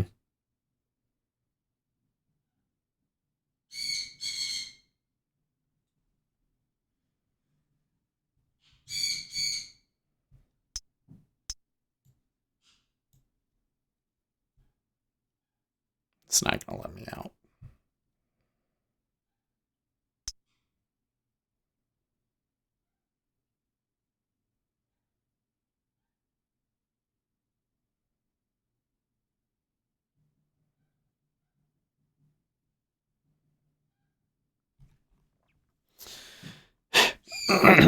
Okay, so that sucked. That was a loss, but it was not on plan. It was a mistake on my part. So let's go and make sure that we mark that in the notes. Oops, that's not what I wanted. I wanted journal Q.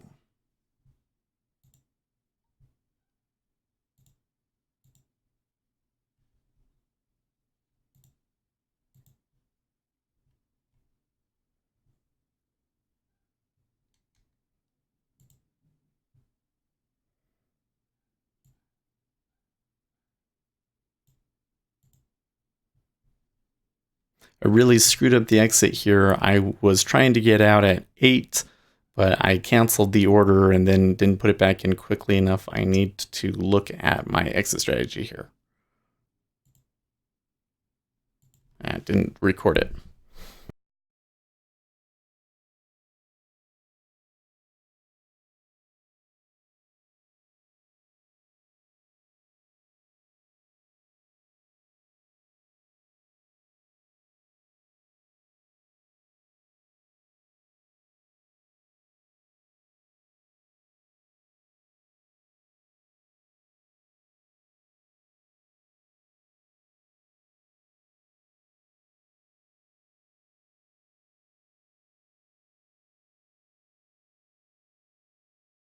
And they didn't really give me like a clear. So this is the thing, is that usually this good signal, but there's other stuff can make it turn too.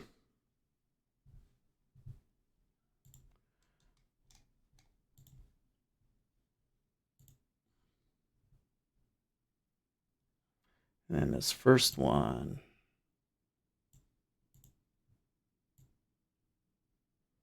I think was a reversal too, right? Because I bought it. Okay.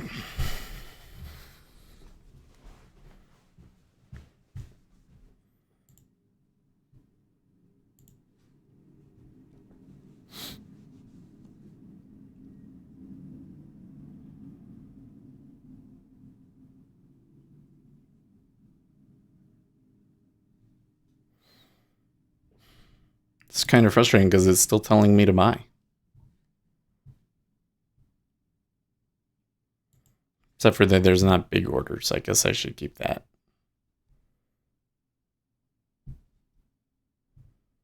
Seems like there's too many people trying to reverse it here. But I mean, I can see why they're not. I mean, look at this.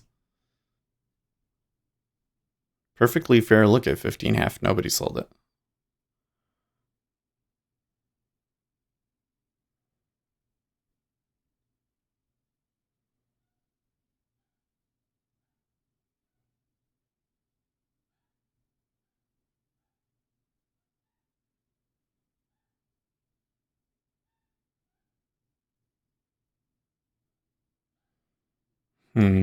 Uzi says 10 is a good spot for it to reverse.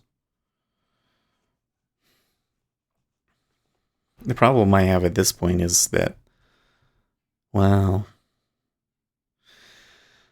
I don't know. I think that definitely when I got these signals down here that I was seeing something, and maybe some people knew and were trying to trade off of that. But then it reversed so quickly that that would seem to indicate that we that it didn't matter in the end, So now what's the bull case? I don't really know if they have one. But then I'm getting this kind of this golden signal thing here.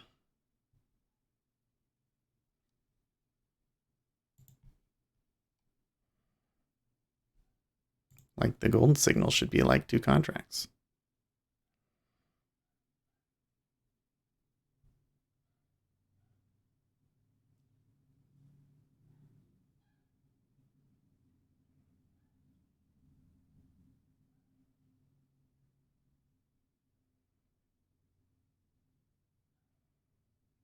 Except for that it did the golden signal and then it didn't take off.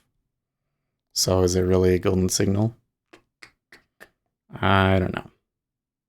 It seems to me like they're just waiting for us to do that so that they can push it lower. So that they have enough people to stop it to get through the 3,400 at 15,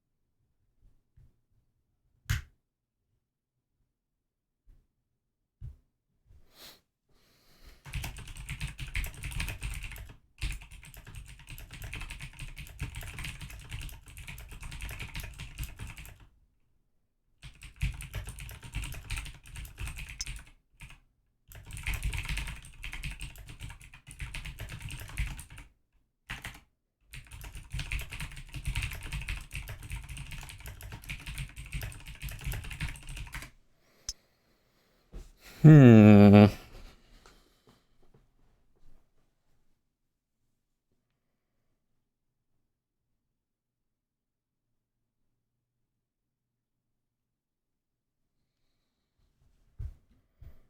Come on, you can do it. Buy that 26 3/4, please. Stack it. Stack it. You can do better than 100. Come on. There you go. See how good that feels? See how good that feels, ZF? It's good.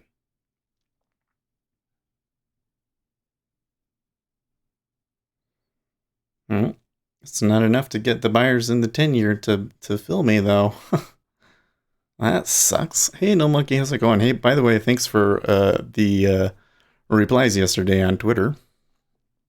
It's pretty, well, today has actually been relatively quiet. Like, well, I guess I shouldn't say that it was been quiet because there was that move down. It's actually, when you think about it, it's kind of a crazy thing because we had that big move down on the German news, and then they denied the German move, and we slipped back up. But then we very, very easily slipped back down. So that whole trade is kind of jank. It looks to me like they were just prone to be selling the treasuries, huh?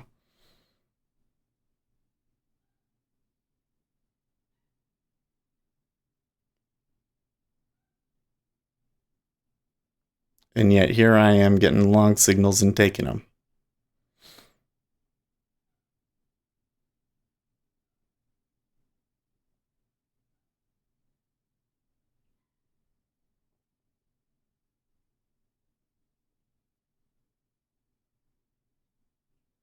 They're kind of doing the same thing in the E-mini where it's like, granted they are pushing higher, but you're not seeing follow through with the cumulative delta. So it's kind of like the buyers have control, but they don't have enough uh, contracts to make it through the sellers above them, and so they kind of just have to bide their time until they have enough people built up to stop out to get through it.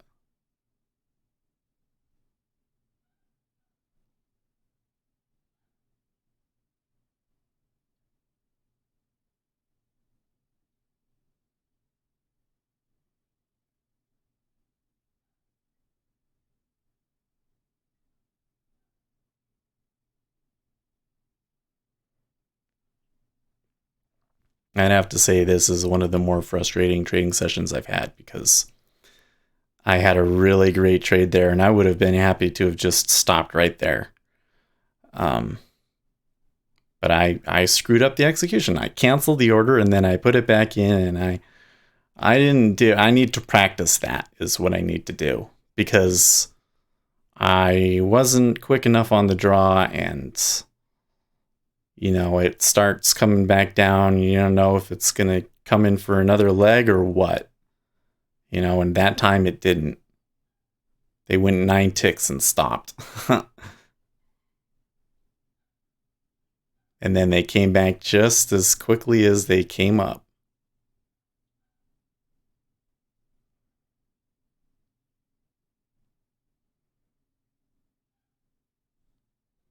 But the strategy says that should have been a winner. I screwed up.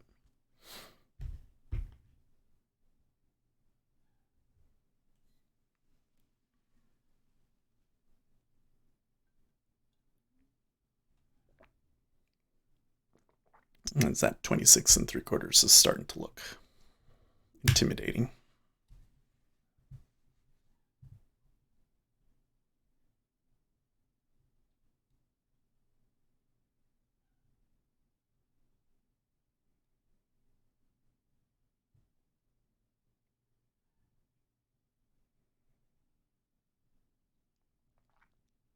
It also looks like they're just waiting on the E-mini to do something. Well, I am starting to see some ticks, some spoofs on the ask to push it down.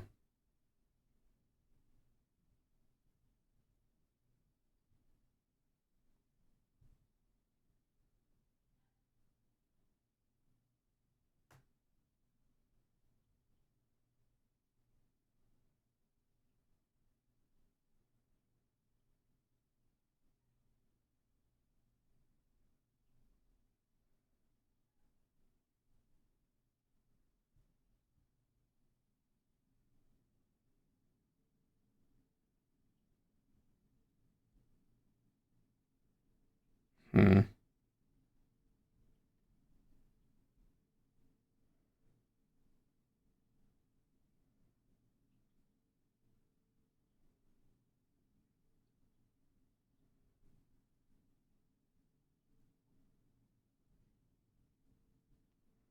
That's not an incredibly encouraging bid at 16.5.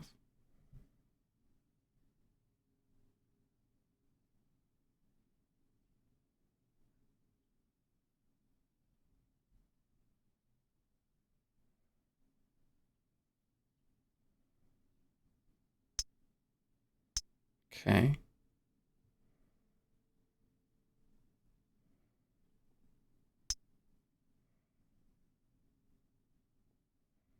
Even now that I've gotten the tick up at 17, I'm a little skeptical. Like that 26 three quarters not pulling yet.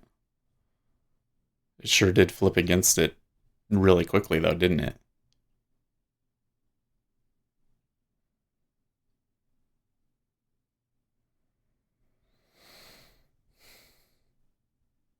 Hmm. What's John got here? Draw the RTH gap from the prior RTH close to the current RTH open. If the market, I need to make this bigger because it's too small. If the market is too weak to manage a 50% pullback, it will likely move to test a negative 50% or extension or further. Gotcha.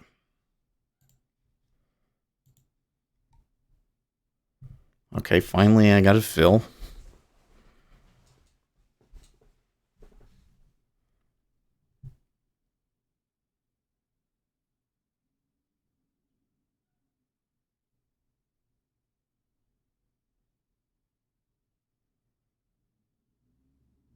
But can they break out of this range?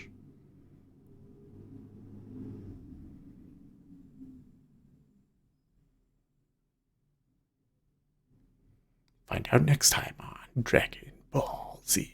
No. Okay, they get a tick.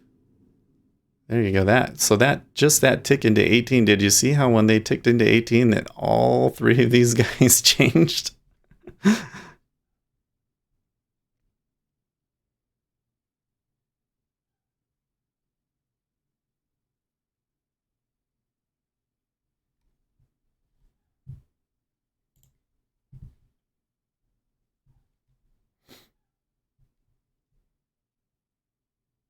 Hmm.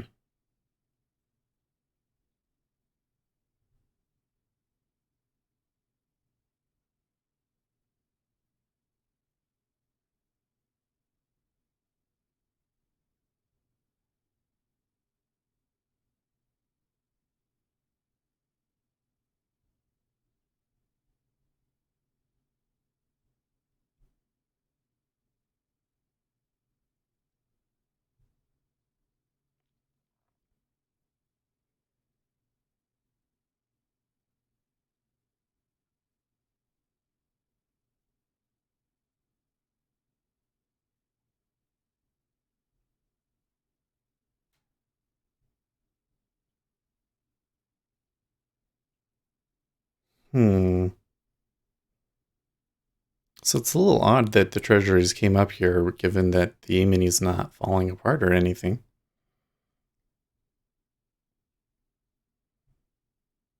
Although I suppose that the Treasuries moving up is good for the E-mini, so that might be what's going on.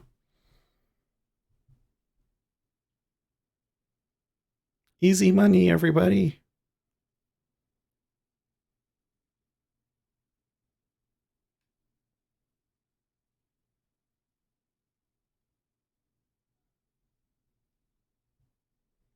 Okay, they tried to clear it and somebody pushed it back down.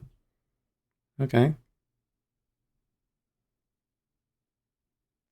So you can tell, I really like this tick because even though it gives me a lot of ticks that don't matter, when when we get a tick up and I hear that click, that's a good thing, huh? It upticked and somebody's willing to put 400 on it. Well, same on the way back, I suppose.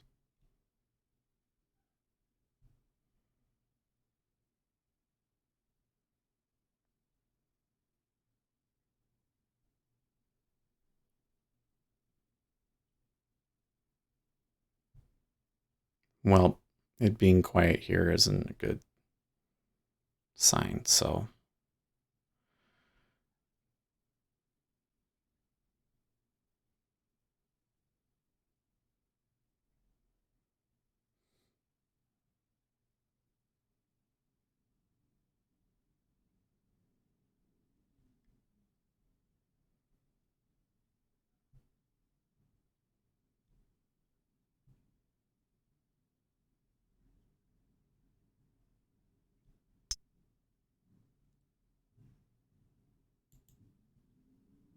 fine.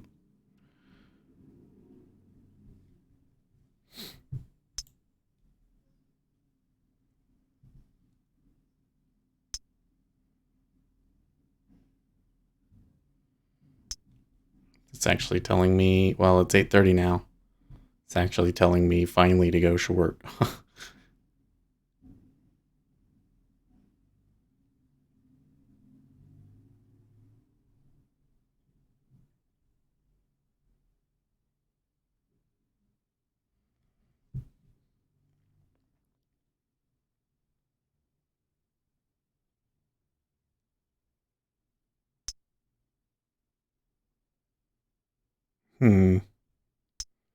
I really need I'm going to put it in the Discord, but, or maybe we'll have the discussion on the video, but would appreciate ideas on how to take the profit there on that sort of a thing.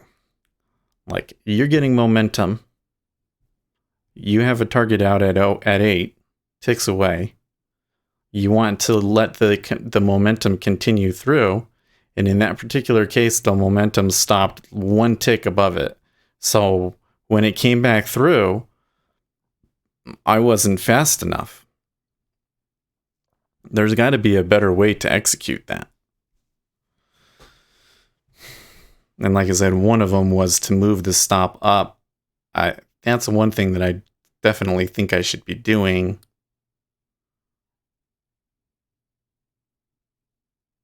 But geez, I don't know. But I didn't lose anything today. Should have been +6, but actually +8. +8 would have been great. Like, it's giving me a reversal here at 18.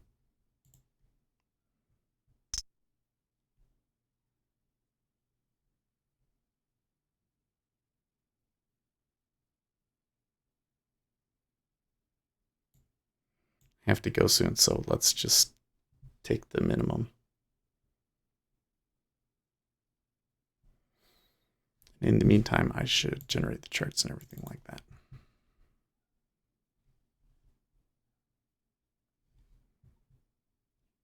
It's always annoying when I get stuck in something like that and wait 30 minutes, you know.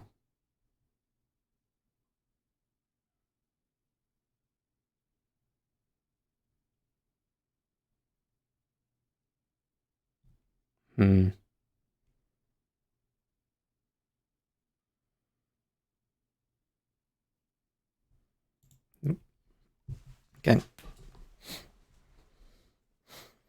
That may actually still be a reversal, but I was early to it.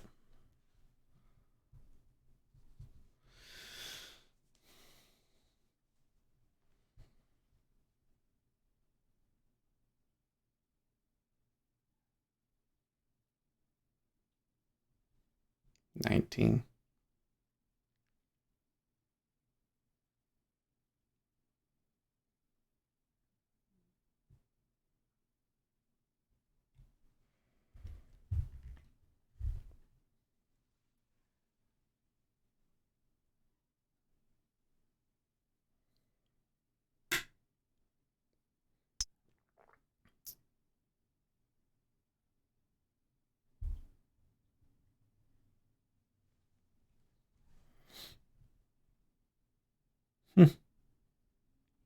Still going. All right, well. I don't know, guys. I definitely made some mistakes and some emotional mistakes today, didn't I? So I got the thing that I wanted, and I didn't get it. And then here I screwed up there again while I misread one. It looks like I misread it. So, lame.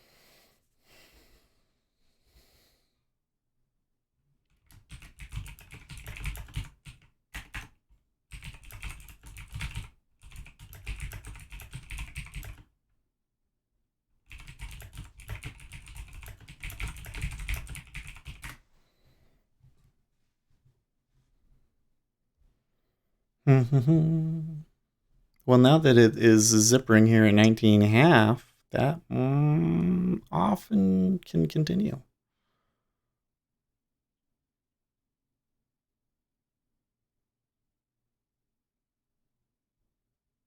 It looks like the golden signal did end up. It may work out. I think for it to really be a true golden signal that we would need to make a new swing high, but we'll see. We can sit around and watch this for another 10 minutes, but I think it's probably best that I not take any trades because I feel like I'm trying to take a trade to make up for my mistakes. And yeah.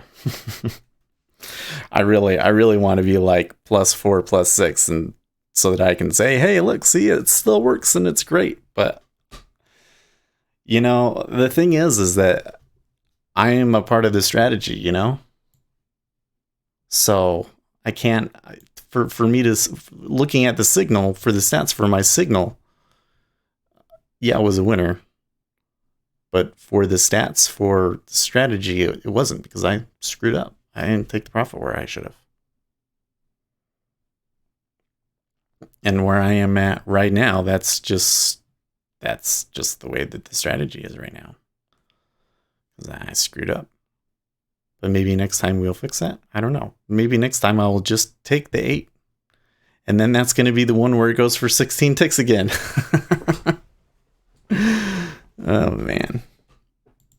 Okay, let's write the notes for the cryptocurrency stuff.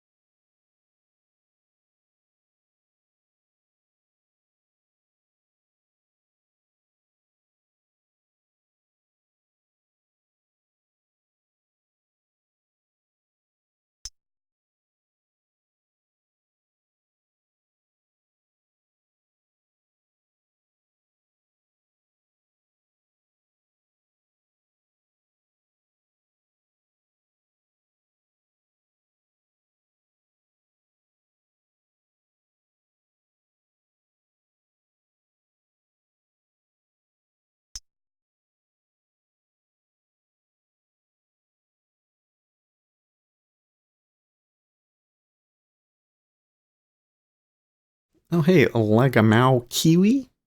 Ooh, is that Lagum Kiwi? Am I saying that right?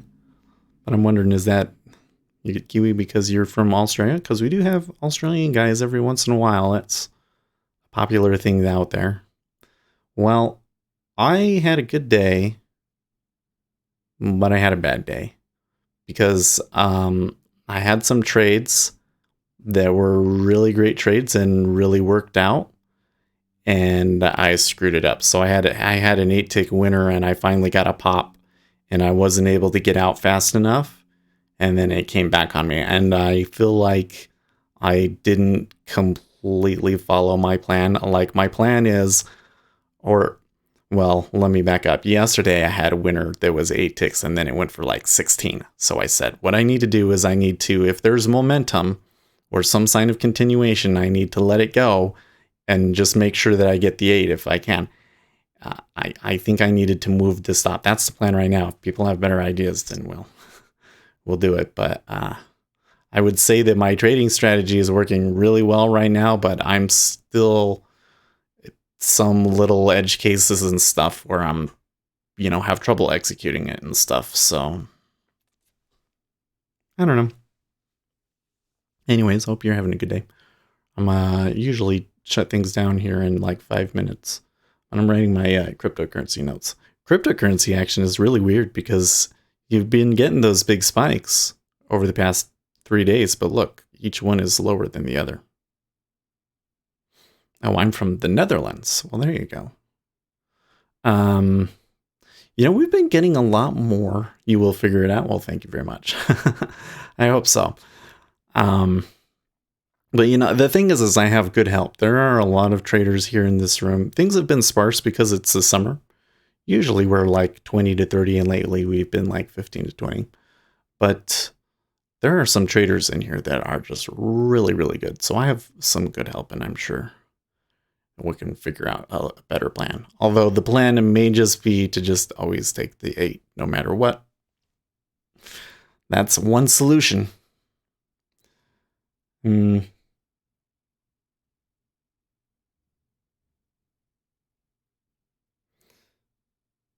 Seems like I was right. Nobody cares about climate change. Saw this posted on Twitter around funds fall amid speculation of a possible fiscal U-turn by Germany.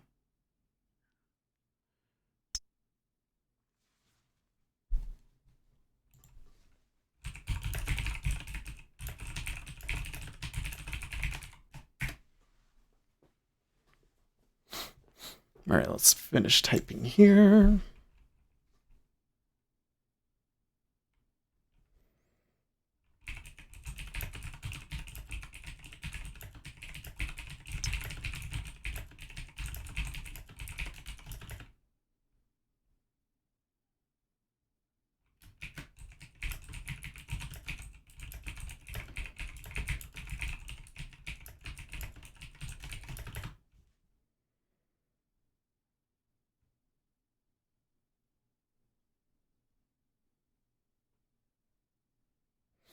I would like to learn more. I'm really getting into trading. I'm just trying to watch as much as possible.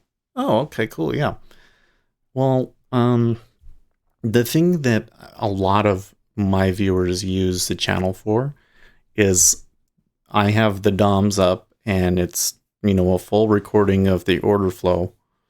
And so if you want to trade order flow, then you can just kind of watch the video on replay and just mute me so that I don't bias you or anything like that. And then, just watch it and say, okay, that's what I want to see.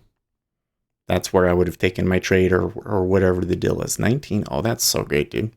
Let me tell you what, if you stick with it, so here's it. Trading is hard, right? And it usually takes most people a couple of years to, even get like, okay. Like, I think they're saying that most people aren't break even until 3 years if they're a retail trader, right? But if you're 19, your brain is still moldable. So you watch that order flow, try and watch it live every day. You will just pick it up, and you will have such an advantage. Getting into it early is such an advantage. Like I said, it's hard to stick with it, but if you stick with it and you happen to be one of the lucky few, it's an edge. Learning when you're young is an edge. I'm just not trying to rush it.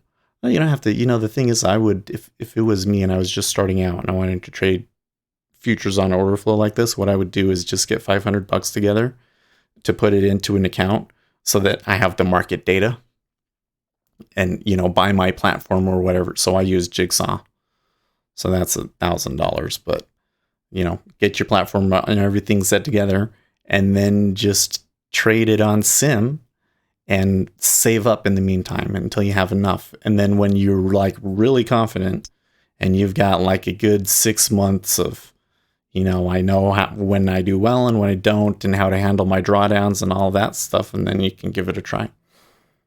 There's no, it's emotionally, it's different, but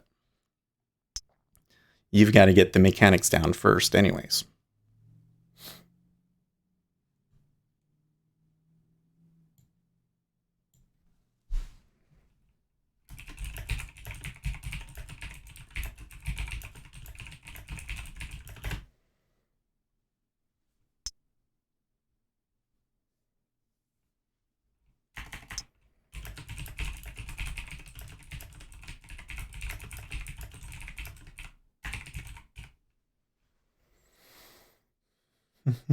Sounds great. Yeah. I wish when I look at my my analytics for Google, like 99% of my audience are between the ages of 35 and 45. So, a lot of my viewers are actually a little bit older than me because I'm 34. And, most 25 to 35 year olds, like the thing is it's around 26 is kind of when your brain kind of stops making the connections and stuff. And so your ability to learn after that is a little bit diminished. Not your ability to learn, but like, there's definitely a feel for it, It's kind of a different way of thinking. And so it makes it a lot harder after 26. And then that age group just tends not to have the money. Esarejo says I'm 55. Yeah, there's a couple of you guys that are in your 50s. Ace isn't in his 50s. He's in his mid 40s. I think John is older than you. Wynn sounds like she's older than that too. But, it's just like when people have the money, right? But the thing is if you're 19, the advantage of being 19 is you have no obligations. You go out there and you get a job and you can live with your family. And geez, you could be working fast food and make $1,000 in a month. And you just save up for 6 months and there you have plenty to get started. Like there's that buy again. Quite extreme, but there was no signal back in here. I think what I saw was legit, but we're just kind of in a difficult market. It's unfortunate that my trading went the way that it did. That one at 18 was legit, but it was early. And this one at 16.5 was legit, but I took it off too early too. So that was 1, 2. And then I think that's where I took it off, right? And it went 1, 2, 3, 4. So I could have gotten 128 on it. And then things would have been like the way it is. Then that would have canceled out this thing and everything would be okay in the world and I would be happy. My mom says it's harder to learn new things when you get older. Yeah, although, one of the things that I found, when you're a kid, and especially when you're a kid like